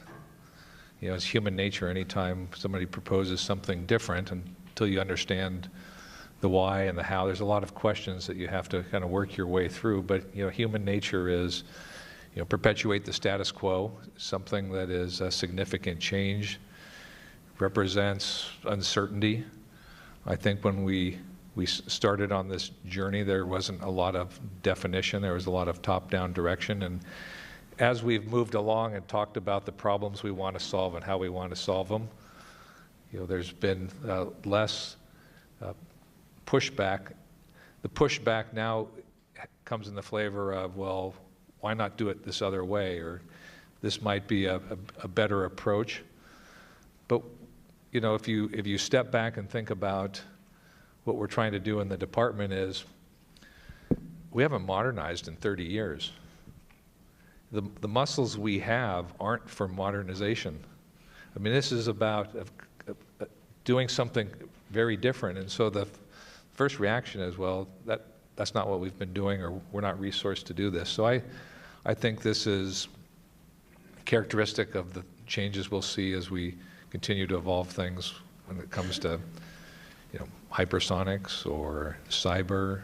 It's a lot of these domains, but this is our 30-year window. Every 30 years you decide you're going to make a change, and takes people, you've got the fence sitters, you've got the people that really want to drive it, and then some folks just never want to do it. But I think now you're starting to see momentum, because we've been resourced, because we've been consistent with our strategy, and because people truly do recognize the security environment.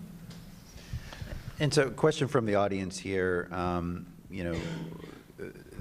The House is probably going to be the easier chamber to get this proposal through in some respects, since they've considered this in the past and voted on it. But the Senate is largely unknown what they would do. They haven't actually debated a proposal like this in the past, like the House has. So, we had invited Senator Inhofe. Unfortunately, he couldn't be here today. But, what's your message to Senator Inhofe, Senator Fisher, and others on the Senate Armed Services Committee on, why they should support this? Because they have been somewhat skeptical in the past. What's your elevator speech for them on why they should get on board and why this is necessary right now? Well, I'll give you the elevator speech in a second here, but what I've found with Congress as a whole is a willingness to be persuaded.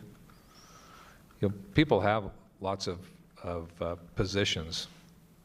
What I've found in my short time here is that when we spend our time talking about interests, that's when people are open-minded to being persuaded. And I think the compelling piece here is that $19 trillion economy and the military run on space. And we need to have confidence that we're really protecting that. And then we start to talk about how do we develop and field the capability. And that's really when we sit down and we talk about, we can develop it this way or we can develop it this other way, that becomes the selling point. But it gets a little bit technocratic, and I think for most people what they want to do is have their staffs educated, that this isn't, that we're not falling into some acquisition trap. I think that if I was to characterize the difference on our approach here is that, and what we should spend our time talking about is, how does this tie back to Space Command?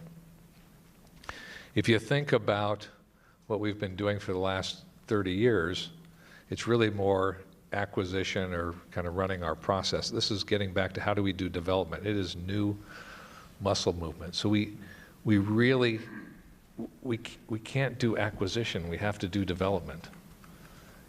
And if you said you have a small window, we don't have 10 years to do this. We have, the money's not always going to be there. So you have a window of time in which you're going to do something. So you fundamentally have to ask the question, do we reorganize over 5 years and resolve all our acquisition inefficiencies and figure out how to leverage the industrial base?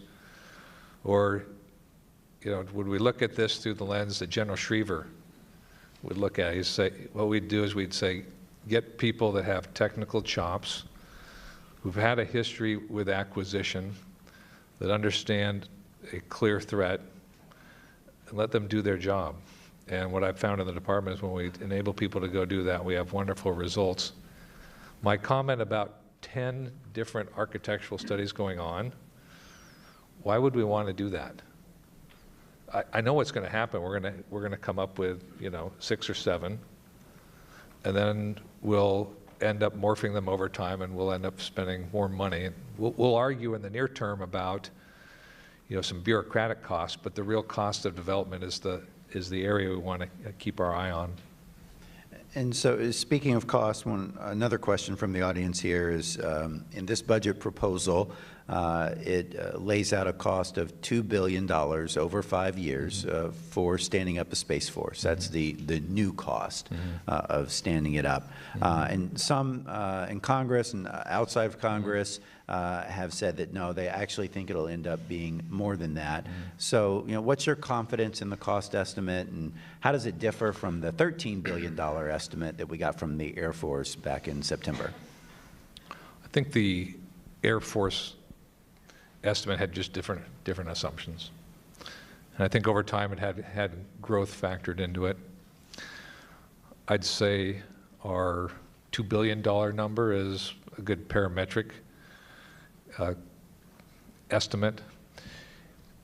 It's really more of a top-down number than it is a bottoms-up number. And for the purposes of moving at speed, you parametrically generate a number. But in the department, we're really going to do a bottoms-up approach to cost. Cost grows if you don't limit it. So to me, it would be like we need to cap it.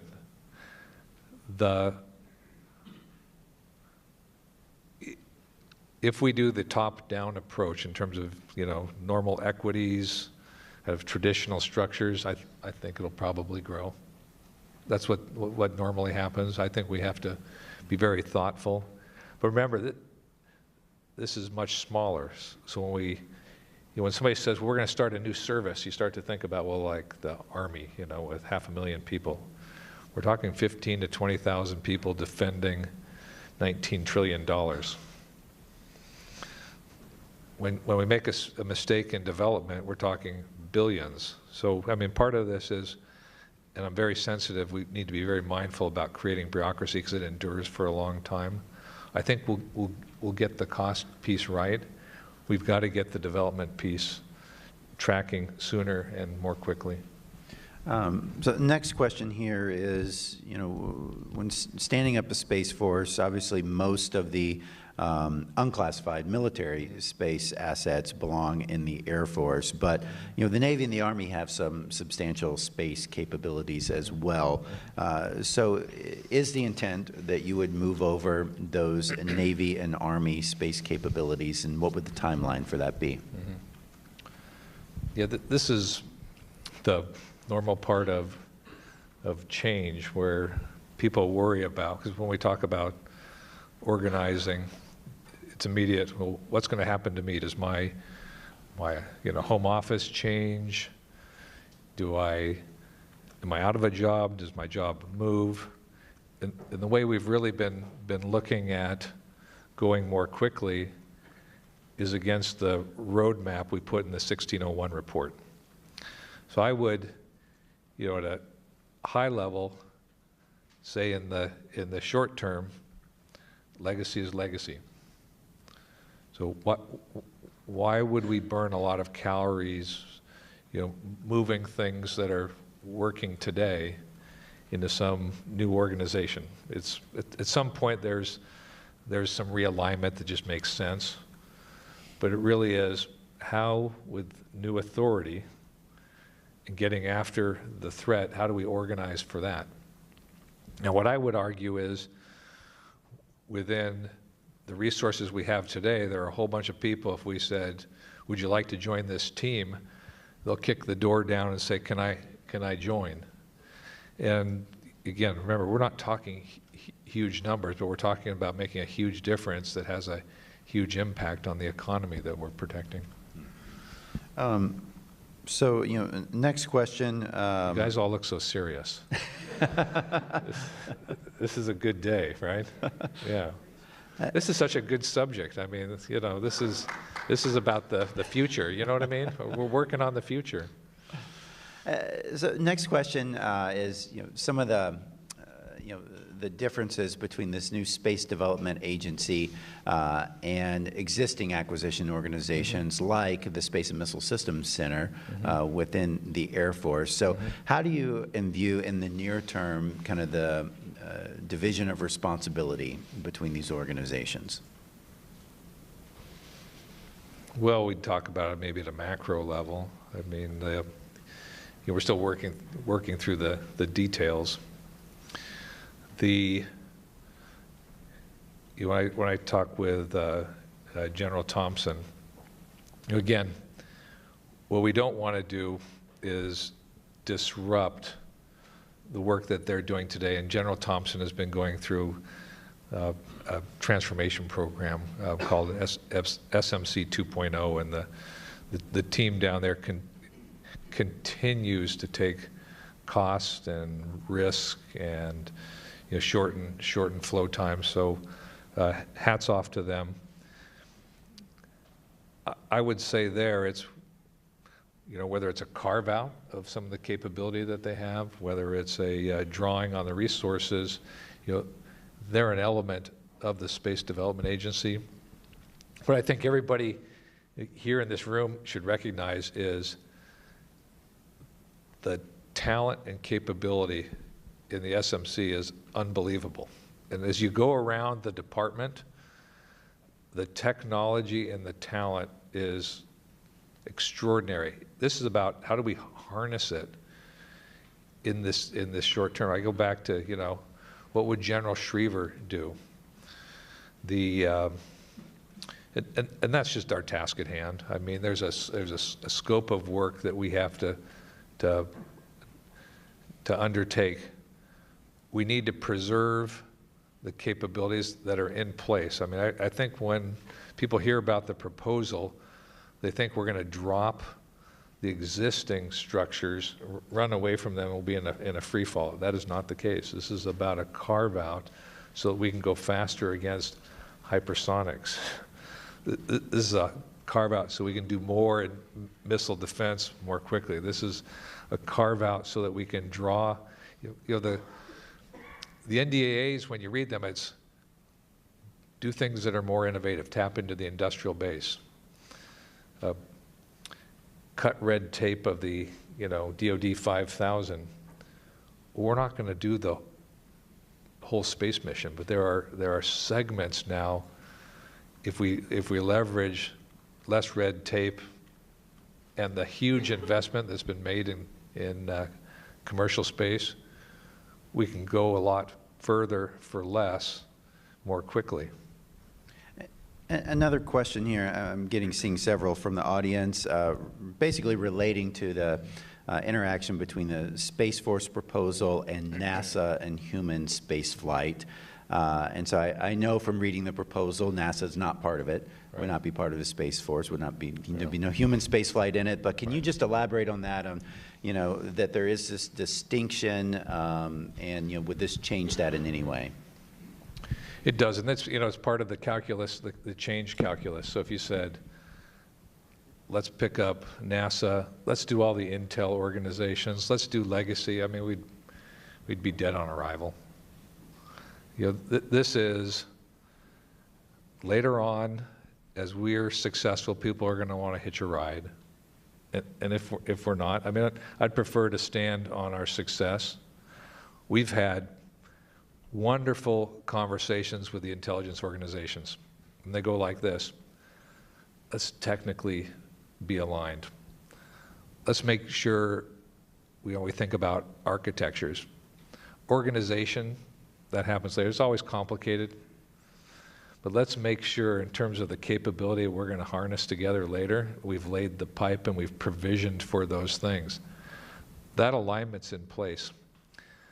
The arguments we're going to have about lines and boxes on charts, we've tried to push off for another day, not because they're unimportant. We don't need to have those discussions right now. We have to move out against some of these these threats, and we can, independent of those discussions, but with an eye towards how these pieces come together later.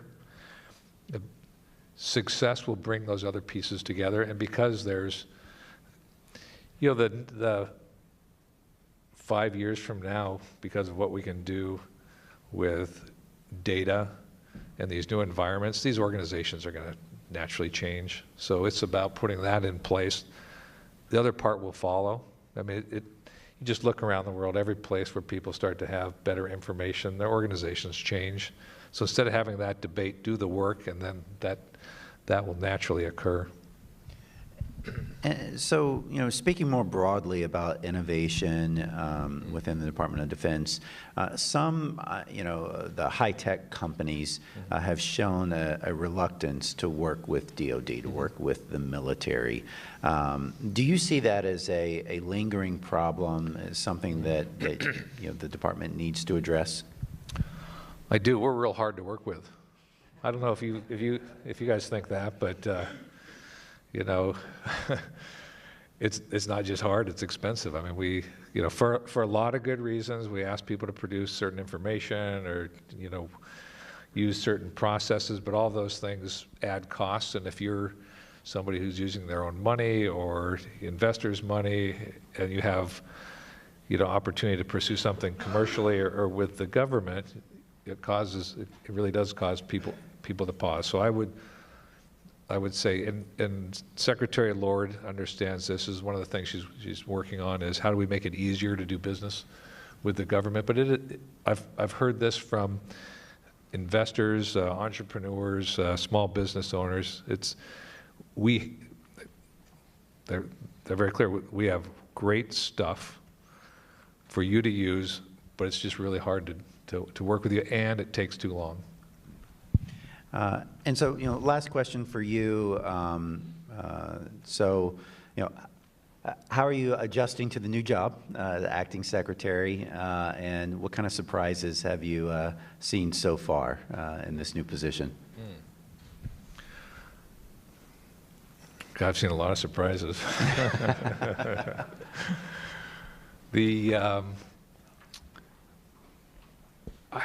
When I think about the job, and what's really important right now is continuity and being able to stick to the national defense strategy. You know, I would say it's, you know, a year ago that we rolled out the strategy, but we've really been working to the strategy for about 18 months.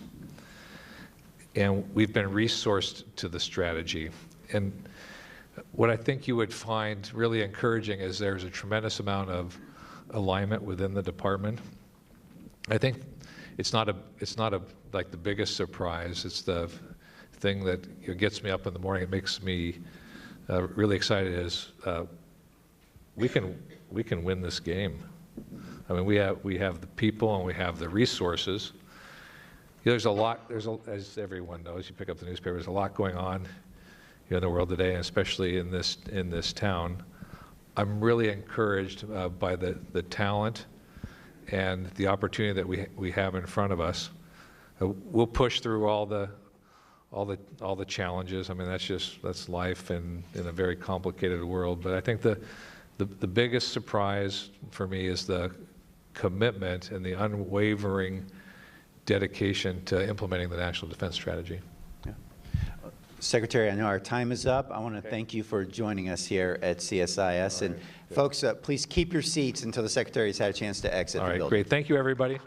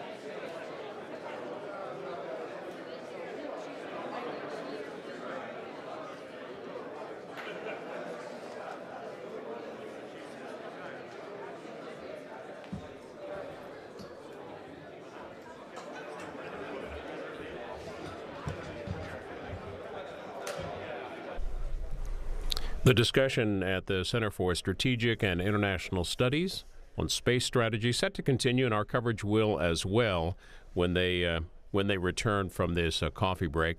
While we wait for it to resume, we're going to show you some of the comments that just wrapped up from the acting Defense Secretary, Patrick Shanahan. Well, good morning, everyone. It's certainly good to be here, and I just want to maybe make a few broad comments. Kath, thank you so much. Kath was very involved with the National Defense Strategy Commission, did an outstanding job. And then Todd Harrison, thank you for the invitation.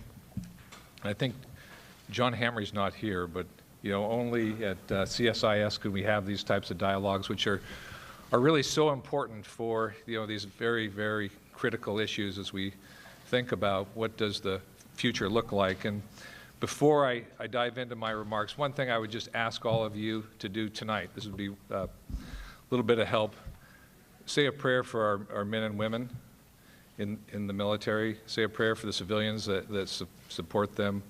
They do remarkable work on our behalf, and the one word that I've learned a lot of words since working in the Department of Defense, but the one word that I've really come to appreciate and understand is the word devotion, and they're devoted to their mission, and they just do a remarkable job. I'm going to tell a story, and then I'm going to talk a little bit about the Space Force, but let me start with this story, and it's a story about making change and modernizing in the largest bureaucracy in the world. Sometimes people say the department isn't bold or fast enough. But in just 18 months, we went from a phone call with 2 bipartisan members of Congress to a proposal establishing a new branch of the armed services, the Space Force. And I want to talk to you about that proposal today. Representatives Coopers and Rogers got us started on this path, and I want to thank them for their leadership and vision. I also want to acknowledge the important role President Trump played in instilling a sense of urgency in the department, or what Secretary Mattis would call moving at the speed of relevance in establishing the Space Force as the 6th branch of the military. You only get this kind of action if there is a compelling need to move quickly. This was true for our challenges in space. My goal, and the department's goal, is to grow what we call our margin of dominance in space. This margin is now contested, and our legacy systems, as you well know, are not designed to operate in this environment. China and Russia already treat space as a warfighting domain. China is moving fast to grow their presence in space. Last year, their government put 38 rockets into orbit. This is more than double the 17 that our government launched. What's more, the space industry is undergoing a seismic transition fueled by the convergence of commercial and military capabilities, decreasing launch costs, and an entrepreneur-driven innovation. Innovation that impacts the entire space ecosystem, from the hardware in the sky to the application of space-based communications, sensing and precision navigation and timing data on the Earth. During this state of evolution, we can't afford to lose our margin of dominance. What is vital is that we protect a $19 trillion economy and the systems our military runs on. As Representative Cooper said, if our satellites were attacked, we would be blind, deaf, and impotent before we even knew what hit us.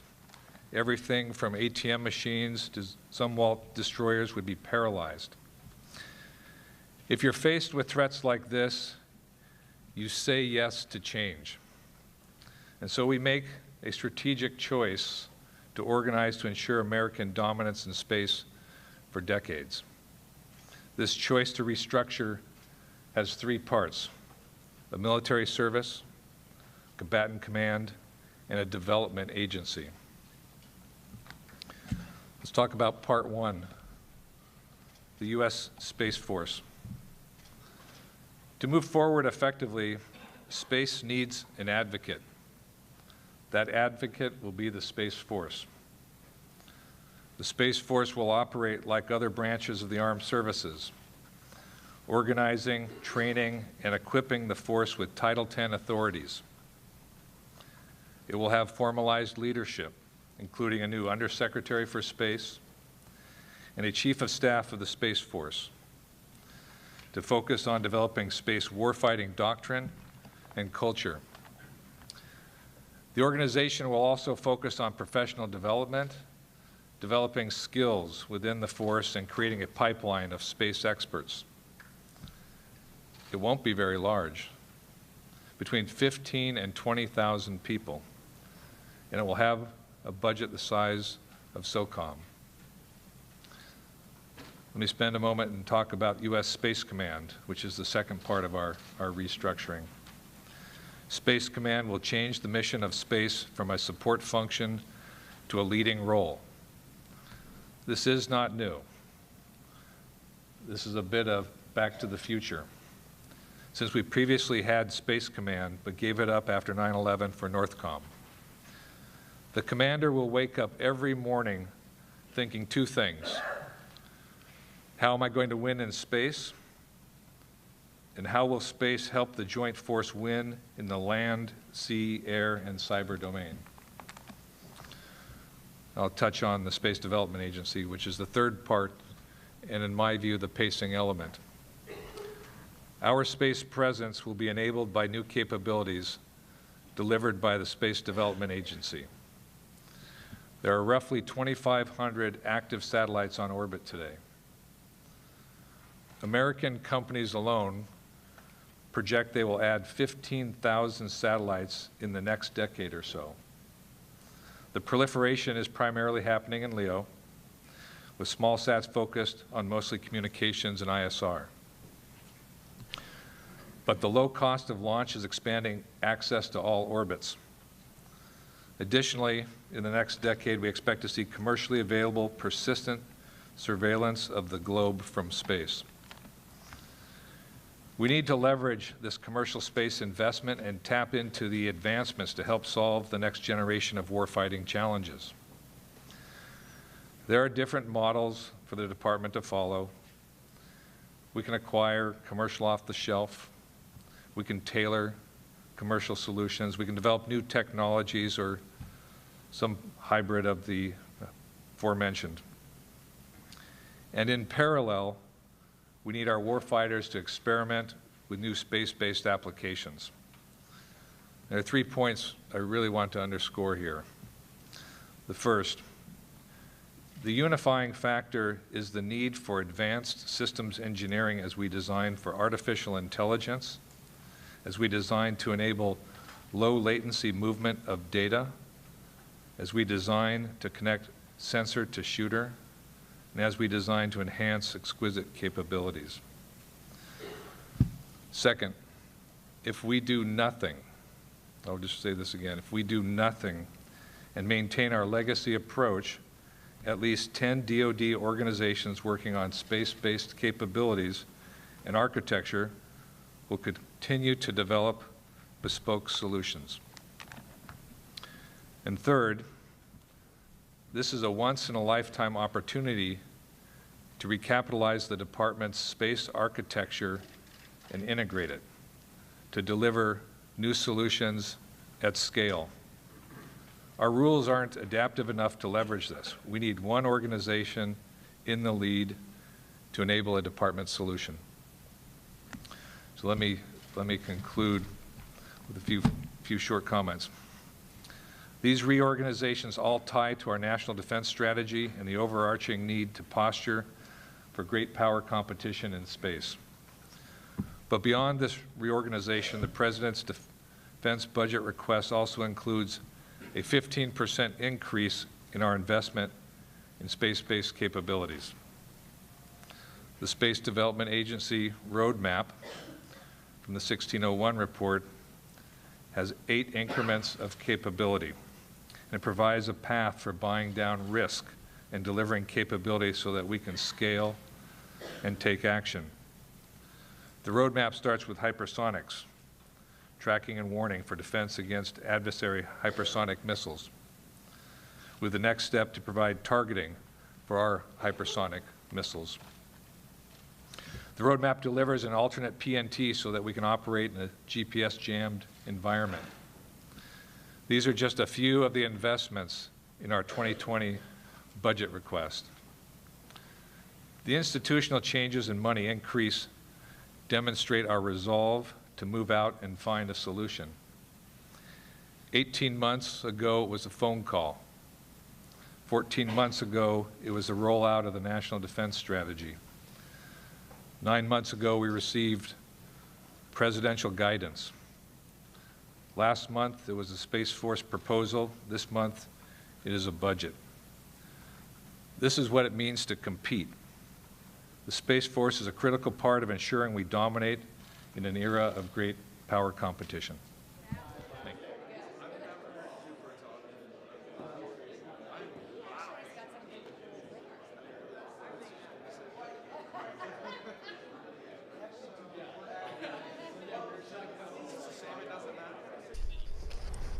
And back live to the Center for Strategic and International Studies. Their focus this morning on fiscal year 2020 defense spending, in particular, U.S. strategy, national security strategy in space. One more discussion coming up, including somebody from the U.S. Government Accountability Office. That's set to begin in just a couple of minutes.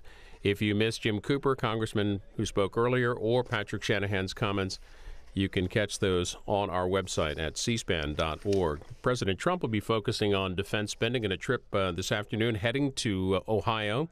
He will visit the Lima Army Tank Plant, the nation's last remaining tank manufacturing facility. The president leaving Washington midday today, and that visit in Ohio, also a GOP fundraiser later today in Ohio.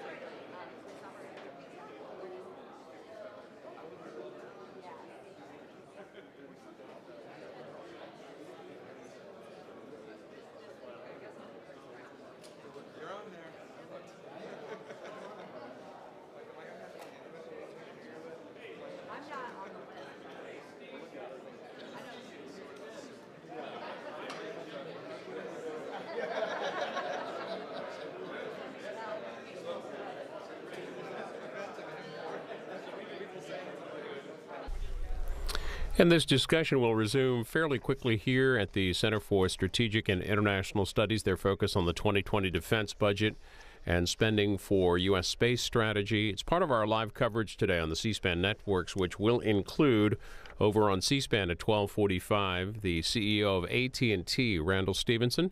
He's at the Economic Club in Washington, D.C., discussing the latest technology, telecommunications, and then the latest on 5G technology. And that's on C-SPAN, and it's at 12:45.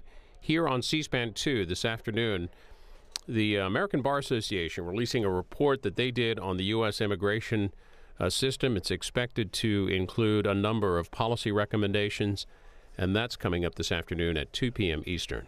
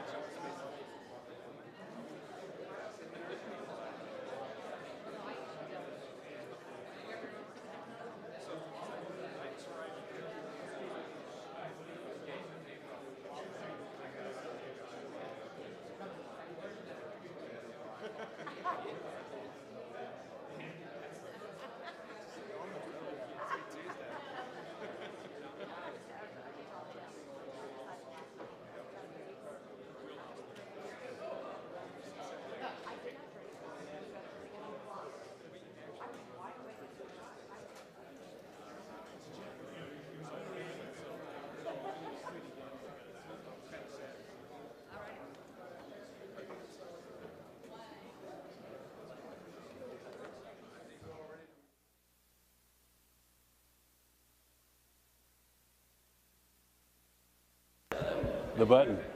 The button works. The button works. I think we're ready to resume, folks. Good morning. My name is Steve Jakes. I am the Acting Executive Director of the National Security Space Association. I figure if we can have an Acting Secretary of Defense, we can have an Acting Executive Director of the National Security Space Association. On behalf of NSSA, we are really pleased to have this opportunity to partner with CSIS. Todd and your team, you all have been great to work with. We really appreciate being a part of today's important event. We've all heard some really important golden words this morning from our nation's top leaders in this area. And we all know there's a lot of critically important work ahead to undertake, which brings me to talk briefly about NSSA's contribution. Industry really plays an important role in the national security space enterprise, and NSSA uniquely brings focused and trusted thought leadership to the table. Our vision is clear. We're dedicated and focused to inspire, support, and advance government-industry cooperation and collaboration in the national security space. We are only about national security space as a nonprofit. So the heart and soul of our association centers around our Studies and Analysis Center that deals with the intersecting intricacies of policies, programmatics, politics, acquisition, operation, the holistic approach to things. And we're very blessed to have in the association, running the Studies and Analysis Center, Mr. Chris Williams, who's the moderator of today's panel. A lot of us have known Chris for a long time. He is a pro in the business. Several years working on Capitol Hill as the House Armed Services Committee professional staffer for all things strategic, space, missiles, et cetera. Deputy Staff Director of the Senate Intelligence Committee staff, once upon a time, was a special assistant for then Secretary Don Rumsfeld on the Inner Circle. And we're very blessed to have him part of our team, and I'm delighted to pass this over to you, Chris, for introducing the staff. Thank you very much. Thanks very much. You bet. Appreciate it. Well, we're very lucky to have. Thank you for having me, and we're very excited to have a distinguished panel today. I would be remiss, however, if I didn't say a quick comment about CSIS Director John Hamre. John, if you're watching, I just want you to know we're thinking about you and praying for you. We have, again, a great group here. In order of the speakers, we have Mike Tierney of VELOS. Mike is one of the top experts in the national security space budget and compiles an annual analysis of funding for military space programs. He previously served as a partner at Fiscal Track and worked on the Hill as a military legislative assistant. Mike has some slides he's going to go through, and then we'll introduce the other speakers consecutively here. After you, Mike. Thank you, Chris. Please. Thank you all for joining us and sticking through here, the last panel. This is the fourth year that we've been doing this. It's grown with our partnership with CSIS. Really appreciate the leadership that they've provided in putting this event on. And thank you to the VELOS team that helped me crash and put myself into a position to speak intelligently here after the budget was only released in detail just a few days ago. So we've been spending, the last 2 days and last week as well, when we got the initial funding numbers, to wrap our minds around what really is in the budget for military space. If you can advance to the next slide for me. So I'm going to start off, you've heard a lot about the Major Force Program for Space, MFP-12. That's the number, generally speaking, when you hear that someone from the department speak about a $14.1 billion space portfolio. Generally speaking, that's going to be tracking to their Major Force Program 12 for national security space. A Major Force Program is basically, an accounting method to aggregate like program elements into a single Major Force Program. It's an inexact science, as you can imagine. Binning a single line that does many things into one of those missions is a challenge. But if you can advance to the next slide. Part of what's motivating the changes that you'll see in the Major Force Program 12 for space is congressional attention to the need for a Major Force Program for space. And so in the fiscal year 16 Defense Authorization Bill, they created a mandate for the department to formalize what had been an informal major force program for space. When we say space programs, it's only the unclassified lines. It's not the MIP, it's not the special access programs. Those are not accounted for, and obviously those can't be tracked in the public basis as well. I've briefed the major force program and why I care about it as a nerd in the nerdery, but it's taken on a little bit more meaning this year because the Space Force proposal projects to move some funding lines into the Space Force. And so the MFP, the Major Force Program for Space, does provide a logical basis from which to draw the space funding lines. They've been spending the last 2 or 3 years identifying what should move in there, and now there's a plan in place to identify what should move out. It's not going to be one-to-one, and it's not an easy game like that, but it allows somebody like me to look at what is in the MFP. Let's baseline that universe of space spending, and then let's look at that year to year, year over year, to see really where the funding's moving. Next slide, please. So, as I said, we've been looking at the budget for the last couple days and basically updating our figures of what is in the MFP, which programs are in it, and what did they get this year. And what we're seeing is consistent with what you're hearing from the department and from the Air Force, which is that there is a substantial increase in funding year over year for space programs. That 22.8% number, that is compared to the 19 request. How much money did those same lines in the 20 budget get in the 20 request in the 19 request is up 22%. If you look at what the department said that they were going to do this year when they made their request last year, it is still up. It's up about 10%. That's saying, you know, we're going to do these programs in FY20. Now the 20 budget comes out. If you compare those two numbers, you're still up 10% across the portfolio. What are the key highlights? Establishment of the United States Space Force, and there is not simply just a legislative proposal that requires changes to the U.S. Code. There is a funding and budget element to that. Funding of the Space Development Agency. There's some new big programs that have been moved out and into their own dedicated program elements, like Enterprise Ground Services. There's a big investment in the next-gen OPIR system, and a reflection of congressional direction on how and what to name that and how to fund it. Same on National Security Space Launch, formerly EELV. That has also gotten some significant attention in the budget. PNT, our GPS constellation, the budget funds in this fiscal year 3 space vehicles, 2 in the RDT&E line, that's space vehicles 11 and 12 for GPS, and then the 13th space vehicle of the GPS-3 follow-on constellation is funded in the procurement line this year, which is a new procurement line for the follow-on. And then there's some minor modifications to the structure of what's in MFP 12. Some things moved out and into some of those other MFPs that had been previously moved in into the 12 have now been moved back out, and some things have moved in.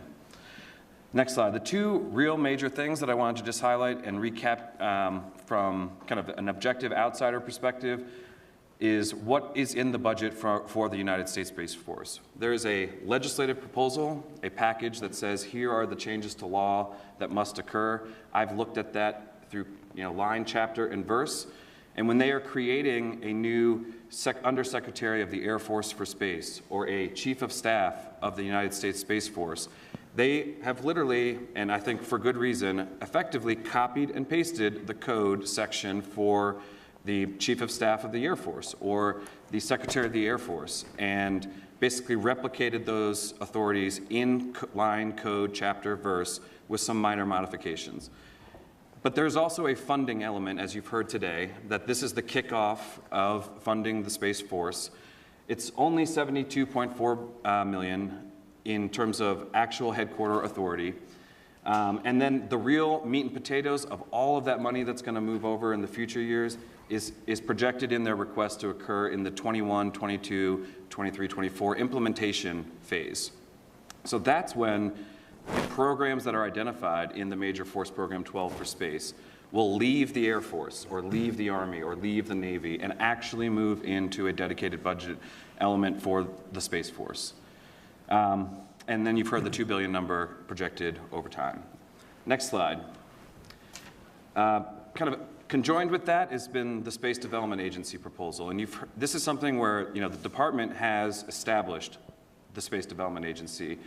Acting Secretary Shanahan's memo was just about a week and a half ago, directive establishing the authority for Space Development Agency, giving it a mandate, giving it a directive.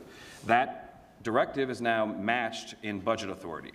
And this is, unique. This is very new in the 20 request. We have new budget elements that are SDA, Space Development Agency budget lines that have had no prior history, obviously, and what those efforts fund is largely what you've heard about relative to the proliferated LEO constellation, and that's really the embodiment of the funding elements on what they're acquiring in the Space Development Agency lines is really relative to that proliferated LEO constellation.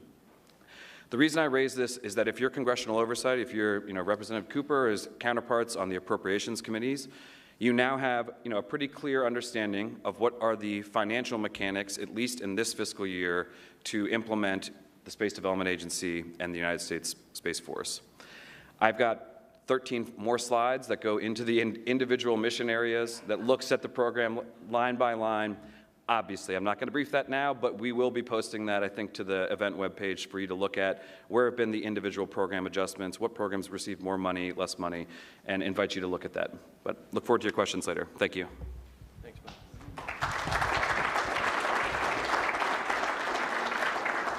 Next, we're Laughlin. Sorry. We good? We good? Next, we're pleased to have Kevin McLaughlin, retired Air Force Lieutenant General and former Deputy Commander of U.S. Cyber Command. Kevin also served as the Commander of 24th Air Force and Commander of Air Force Cyber. From 2012 to 2013, he served as the Director of Space Operations at Air Force Headquarters and also as a veteran of the Rumsfeld Commission. Kevin, your comments on the proposal for Space Force and Great, thank you, Chris. Associated issues. It's great to be with all of you here today. I would like to thank CSIS for hosting us. Not quite 20 years ago, I was a military fellow here at actually at the old headquarters building, and really enjoyed and was honored to work with the academic folks here as well as Dr. Hamley. For Steve and the National Security Space Administration or Association, it's awesome to see the work that you're just starting to do, so thanks for hosting us. And for Chris and the panelists, it's great to be with you today.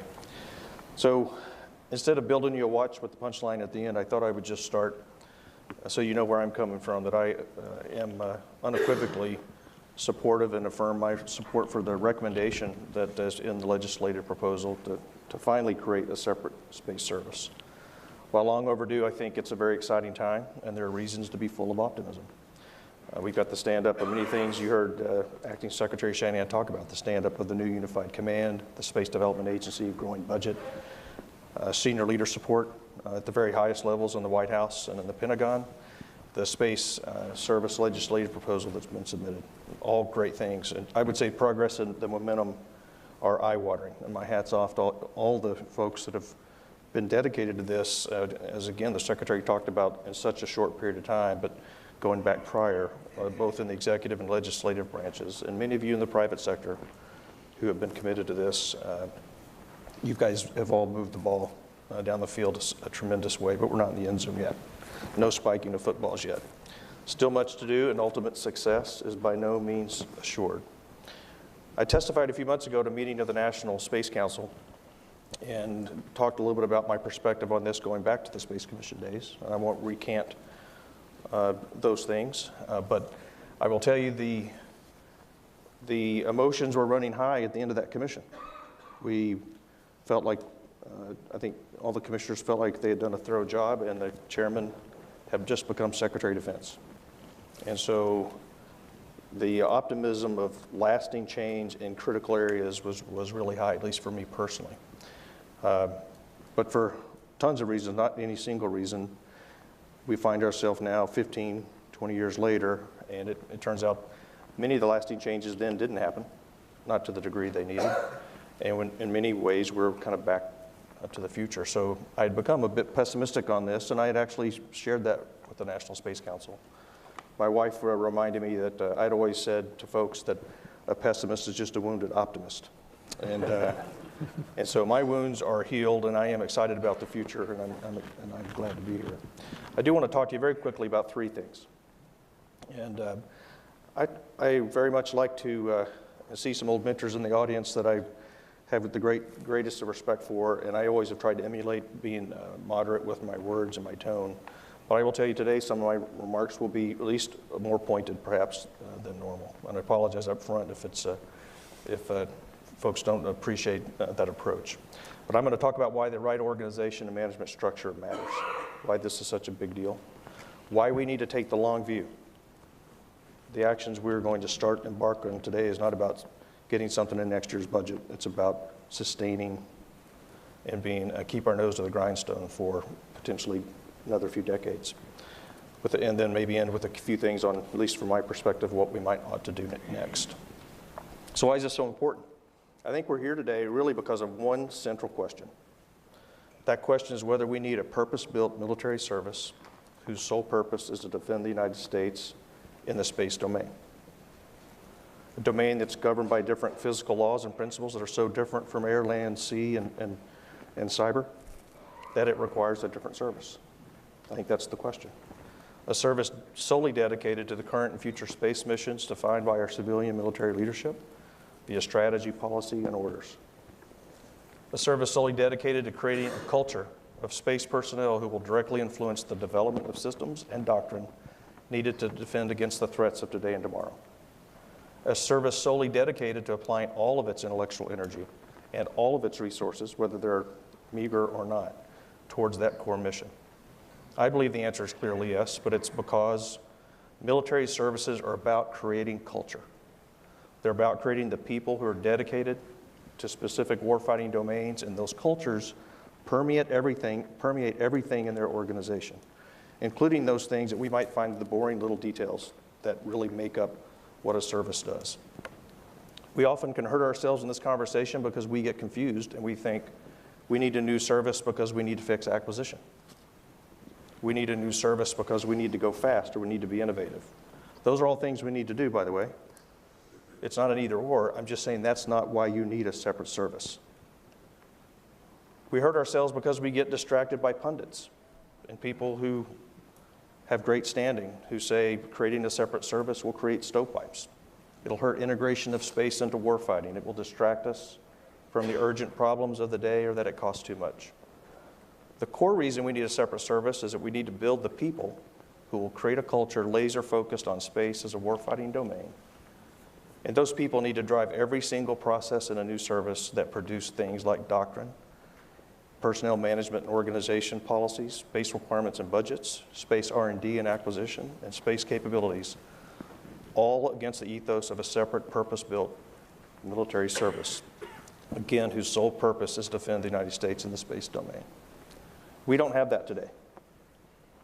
I grew up until I became a cyber guy. At the end of my career, every fiber of my being was focused on space operations. And I'm proud of that work, and I'm proud of the people that I served under and the missions that we did.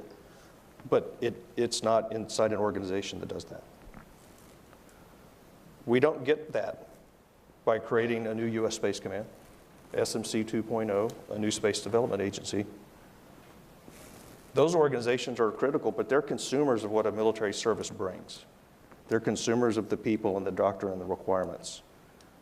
The organization responsible for organized training and equipping then provide things to those organizations who then do their mission. And so this is important, and I think we do lose focus at times about why a service is so important. It was even one of the questions, I think, Todd, that you asked the Secretary. Why do we need to take the long view? I know it's hard to do, but taking the long view is important. While decisions we're going to make in the next few months are crucial, it's about maintaining focus and drive over the long term to create a strong and independent national security space organization and management structure inside our country. History shows that every major change in large organizations is difficult. Again, Secretary Shanahan commented on that. He's been in the middle of the knife fight trying to bring this about. But I think sometimes it's useful to look backwards. Look backwards through the lens of history at things where it's a little easier to see. It's interesting to look at the decades-long struggle inside the U.S. Army for what eventually became the United States Air Force, service that many of us in the room served, spent our time in uniform. Inside the DoD, there was a struggle to create the U.S. Special Operations Command, which is actually, it is a service-like COCOM. It has some service-like principles. It's not a service, but it has some of those attributes. But it took decades. It took a long time just to decide to do it, and then it was still a struggle, and still is today in some ways, a struggle to make it what it is at the moment. And by the way, not everyone thinks SOCOM is the most wonderful thing in the world. So it does, just because you've achieved some level of culture and focus and mission capability doesn't mean everyone around you just decides it's the best thing in the world. And it's okay. That's not the measure of whether or not it was successful.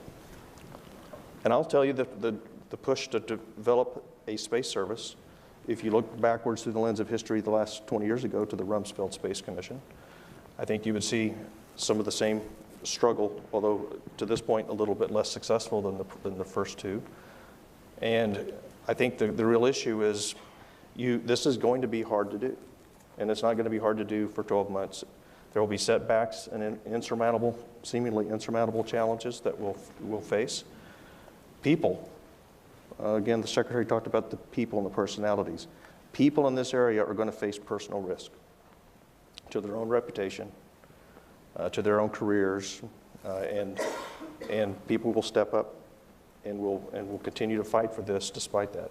So I think the question for us as we think about this long view is, what side of history do you want to be on?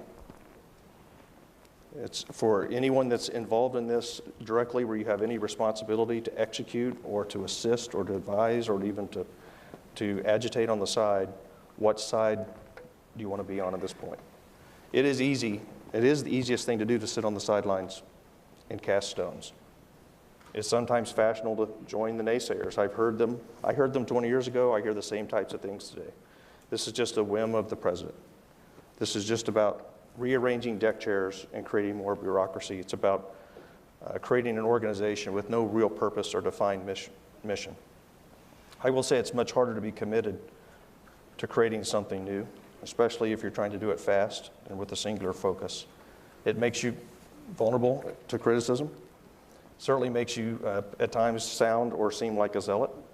I would argue, though, we can't let those reasons keep us from the focus at hand, and that is delivering an organization that is going to solve the problems and mitigate the risks that the Secretary talked about to our country in space.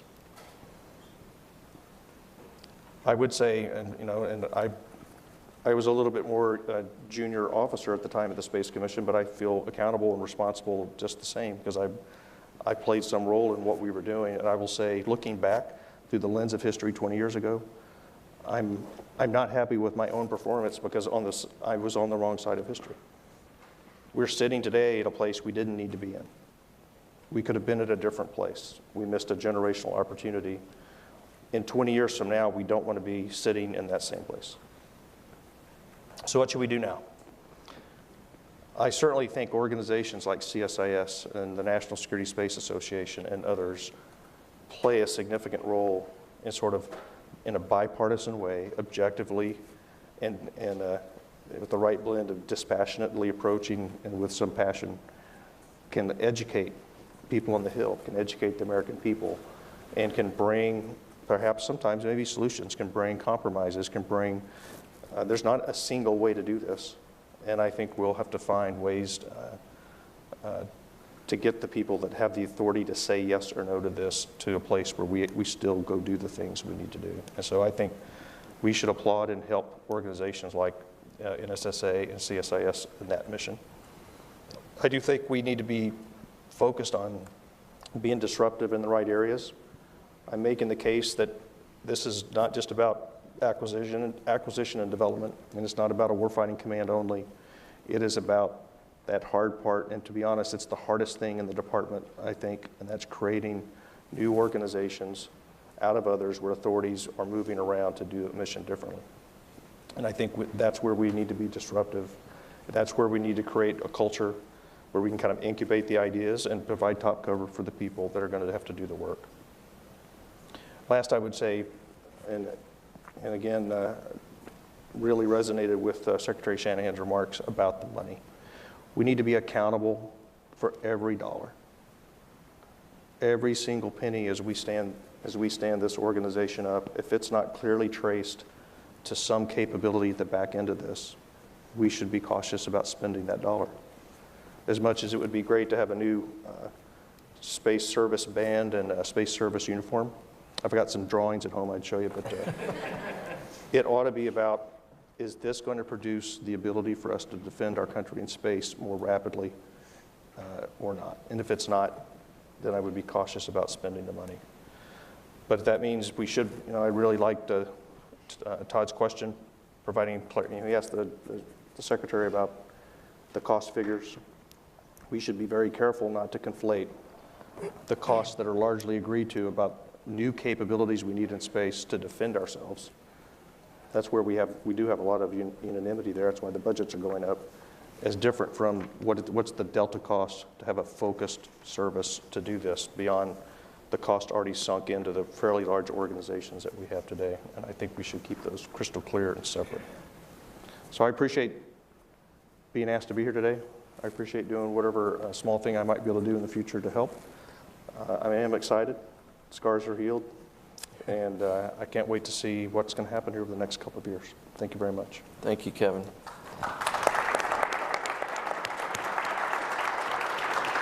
I should note that, again, if you have a question, please go to the website listed on the screens. We have some questions already, but we're happy to entertain your questions.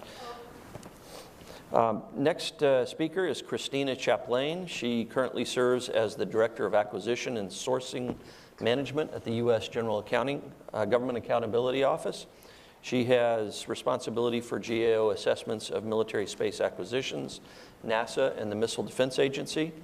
Prior to her current position, she worked with GAO's financial management and information technology teams. And I wonder, Christina, if you would take a moment to summarize some of the key findings from previous assessments that the GAO has, and possibly the GAO performed, and possibly foreshadow for us a little bit some of the work you have ongoing today in this area. I think I can do that in the context of a few comments on what I'm seeing today. Please. I'll be short. And again, keep in mind I'm looking at things from an acquisition perspective. We don't look as much at the operational picture on my team. But you're hearing a lot of good news today about space, more money being proposed for space, a proposal on the table to reform leadership, and GAO's had a lot of findings about leadership and fragmentation and how they've hampered acquisition over the years. You're getting attention from the highest levels of government. You're seeing DoD being open to very innovative approaches and working more with the commercial sector. And I've spent a long time looking at space and DoD and being pretty frustrated that we couldn't cross that bridge when it came to acquisition. So even with all that good news on the table, I think the next few years are going to be the most challenging for space for a number of reasons. First is that you have a lot of big programs still struggling right now, and we're not out of the woods yet for them. We'll be reporting pretty soon, for example, on the ground control system for GPS, known as OCX. And we still see a lot of schedule risk for that program, and it's already almost 5 years late. And you also recently had another program stop that supports space situational awareness that was pretty critical to helping us protect space systems, known as JMS. So work there has stopped, and we're not quite sure about the way forward. So first, you have programs right now in progress that are having problems. Second, you're seeking to speed up everything, go fast, which there's definitely an urgency to go fast, and we've seen a lot of going slow, mostly because of decision making and that fragmentation. But you have to be careful when you go fast. I know a lot of people here have been in space for a long time, and they can remember when we tried to go fast before, and we had a lot of problems because oversight and insight kind of went out the window when we tried to go fast. So a lot of lessons learned need to be incorporated as we go fast. It's not impossible. It's been done before. So I think just have to be careful. And then third is capacity. We're starting about 10 new programs now, if you really count them. And it could stretch the Air Force, the Space Force, everybody involved with them, not just money-wise. I mean, we have more funding, but you have a very high investment curve for space when programs start out. So hopefully we're considering that in all our funding. And then there's capacity, maybe competition funding-wise too, outside of space. You know, not just within with missile defense layers and all that, but even outside with nuclear triad, Navy ships. There's still going to be competition. And in other types of capacity, workforce, for example, we just reported this month on some issues related to the space acquisition workforce. We have difficulty tracking who's even in the workforce at this point, and yet we're trying to create a space force and move people in there. And then we all know that there's still some gaps in the workforce with technical expertise, and there's a lot of attention to making that grow, but we've talked before about that, like we need to grow people better, train them better, and I never see that really get better. And so in addition to capacity, I think there's also a couple issues. One is implementing the Space Force. As all these 10 new programs are getting underway, there's still going to be a lot of open questions about leadership and who's where. I'm still trying to figure that out myself, and there's some confusion and even potential for some more fragmentation if you're adding a few more organizations into the mix, and there's no real clear lines of where one starts and the other one stops. They have worthwhile goals, and I believe there needs to be somebody very focused on innovation to bring in some of these new programs. But I'm also worried about the way forward, like who's defining the architecture for the way forward, and how are we really going to feed into that? How are we going to enforce that kind of thing? And then the last challenge is just trying to make systems more resilient. We know that needs to be done, but we seem to still have difficulties getting there. We recently reported, maybe last year, on the use of hosted payloads, and it's been surprisingly sparse, and there's still a lot of resistance to going that route. And again, even information being collected on the use of hosted payloads that could encourage people to use them is not being collected in a centralized way. And also when it comes to resiliency, we had a report recently about cyber protection for weapons that says even for all weapons programs, the most basic things need to happen. You know, cyber hygiene, password management. If we don't have that down yet, it's going to be very difficult to get to a place where we can be resilient and really protect the systems that we need to do. But so it's just that these are the challenges that are facing space programs this year. I think they're bigger than ever. Doesn't mean you can't work your way through it, but I think it has to be done with a couple of things in mind. That one, the leadership changes in place may not be enough. This is just the beginning of a process that's going to take a long time, and that even just fixing boxes and reporting lines isn't going to solve your problems, and even speeding up things aren't going to solve your problems if you don't really keep those acquisition basics and have the right insight, oversight, and management attention to programs as they go. As far as work coming out from GAO pretty soon, you'll see a report from us in the near future on OCX. We're just getting work underway, looking at the analysis of alternatives for the next wideband capability. We've been looking at some of the new programs on space protection, and I think we'll continue that work. You won't see as many public products on that front. On the missile defense side, we're going to have our missile defense annual report come out probably in a month. And then our NASA side, we have human spaceflight report coming out soon, which should be pretty good. And our annual report on NASA's major projects. Great. Thank you very much, Christina.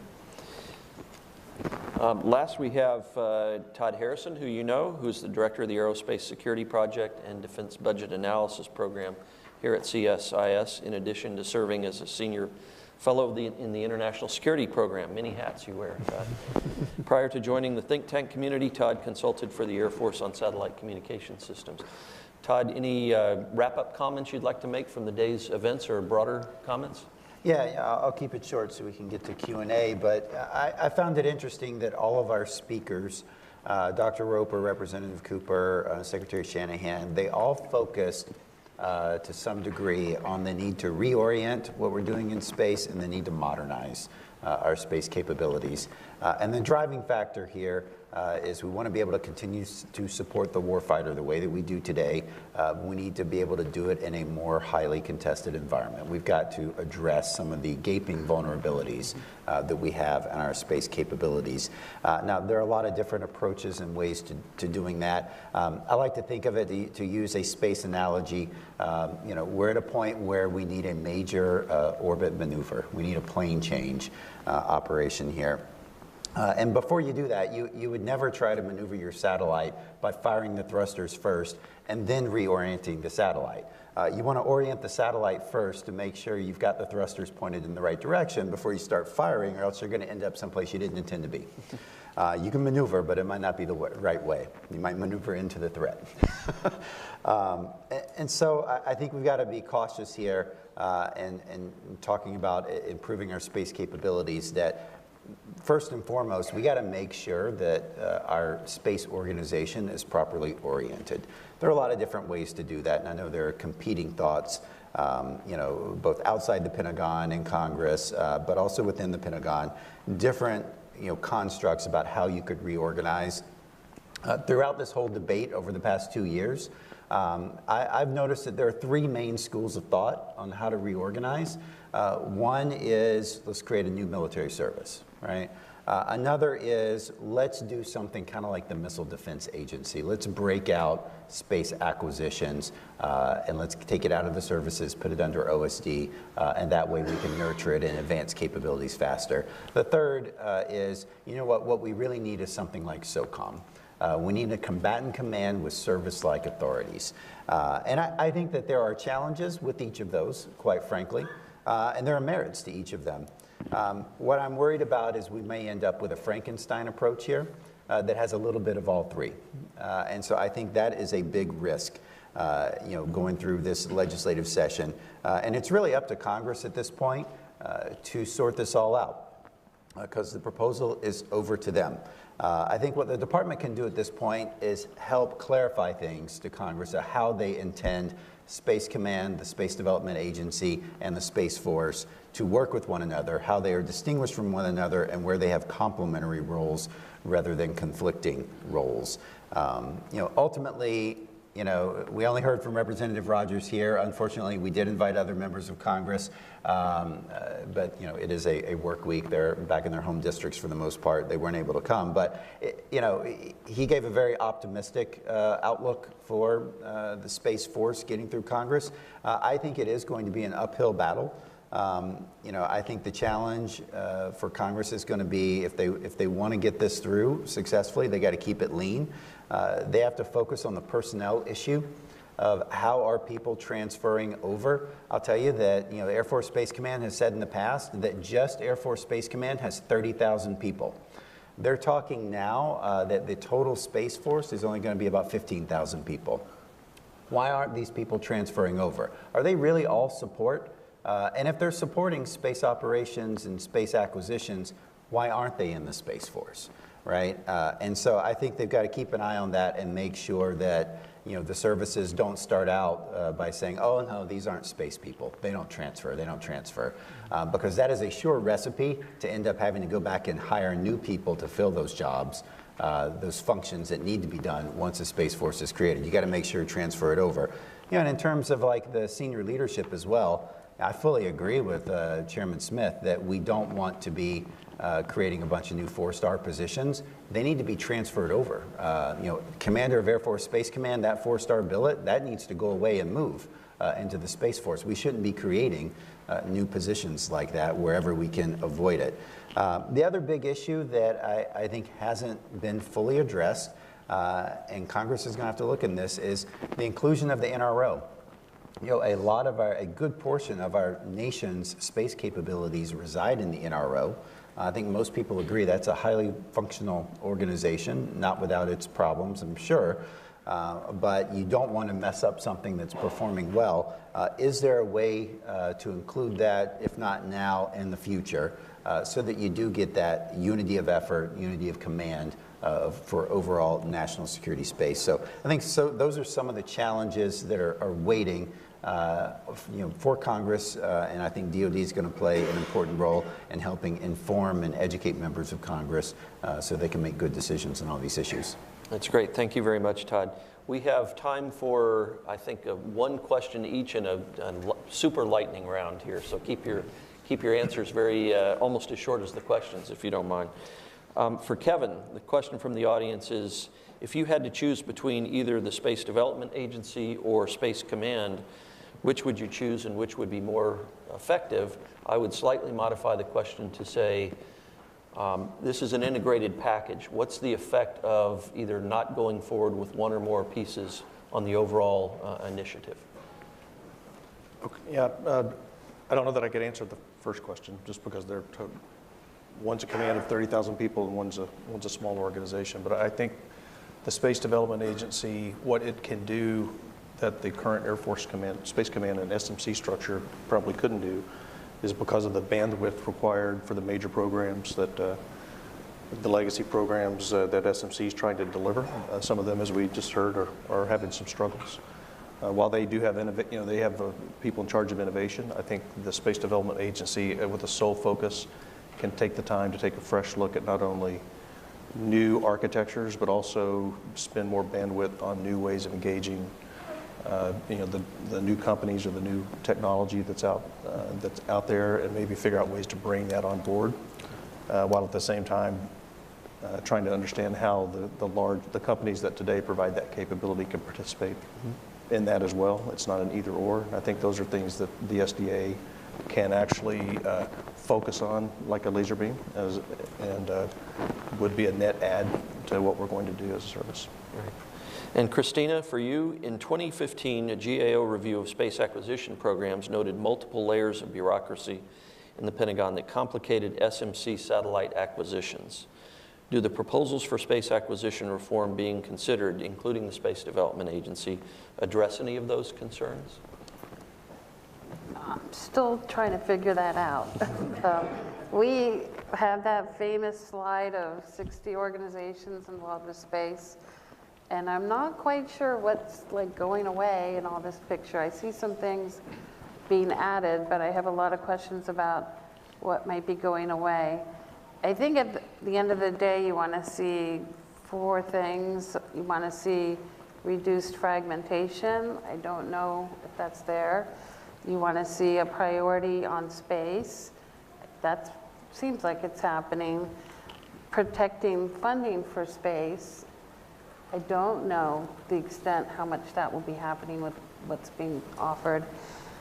And then also focus on innovation and a culture change. And we hear a lot of good talk about that. It remains to me to be seen whether that can be done. All right. Thank you very much. For Mike, from Sandra Irwin, please explain what's counted in the $14.1 billion DoD space request. The Air Force says their space budget is $13.8 billion. Why is the Army and Navy not counted in the DoD number? Good question. So the 14.1 number typically is referred as the MFP, which would include non-Air Force service contributions to the space budget. When a Air Force person is speaking, they may be doing the subset of that MFP that is just the Air Force programs. But generally speaking, the number that has been said over years, like last year was 12.5, this year it's 14.1, that is generally the MFP. What I can't get to when I look at the public justification documents to try and match that dollar to dollar to match that 14.1, I can get up to about 10 billion, and there's about 4 billion that I can't identify in the public justification documents. That has generally, in my research, shown not to be space platforms. We're not talking about missing satellites that I can't find. It's more like the personnel training, kind of soft money that might be in O&M versus a procurement or RDT&E type of acquisition. So the 14 number depends on who is saying it, but generally speaking, it should be the MFP, which means unclassified, non-MIP, non-special access program, non-military intelligence program, and inclusive of Army, Navy, and all the services. One point I do want to raise in terms of what surprised me in the budget when it came out this year relative to the Space Force proposal is that you'll see that the plan is to defer decision-making on what lines will move into the Space Force from the existing services. But what I've also heard is that they have identified which lines will remain with the existing services. So they haven't identified those which will move over, but they have identified those which are unique service specific and will stay. And that is a surprising approach to me, and I think that the more difficult decision is going to be what's going to move over, and we'll see that in future requests. Great, thank you. And last for Todd, and then after you answer, if you wouldn't mind wrapping up for us, that would be great. Thank you. Given the importance and need for speed for space capabilities, combined with availability of technology, are the constraints in Title X overly restrictive in your view, and what changes should be made to Title X authorities along those lines? Yeah, I mean, I think in general, in acquisitions, there are a lot more authorities than DoD typically uses.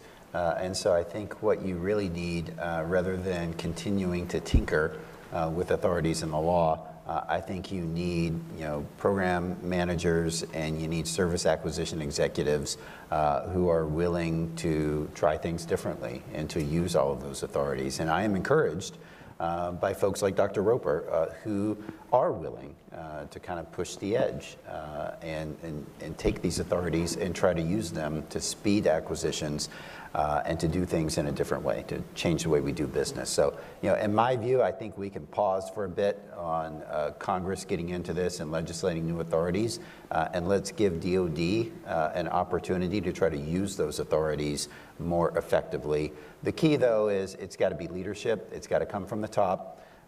You've got to have top cover if you want, program managers and contracting officers to actually go along with this. But I see encouraging signs that they are headed in that direction.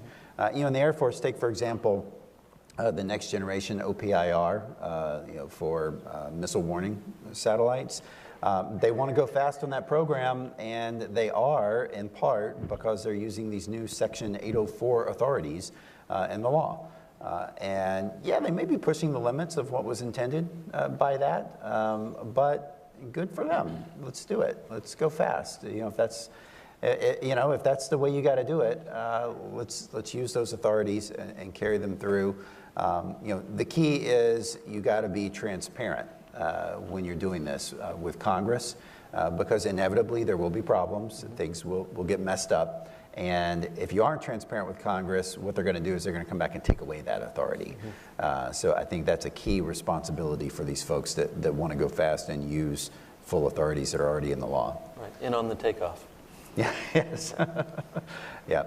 And so I gather we're out of time now. And so, on behalf of CSIS and the whole team, NSSA and everyone who helped put this together, I want to thank you all for joining us today, and thank all of our speakers today and all of the panelists as well for being here.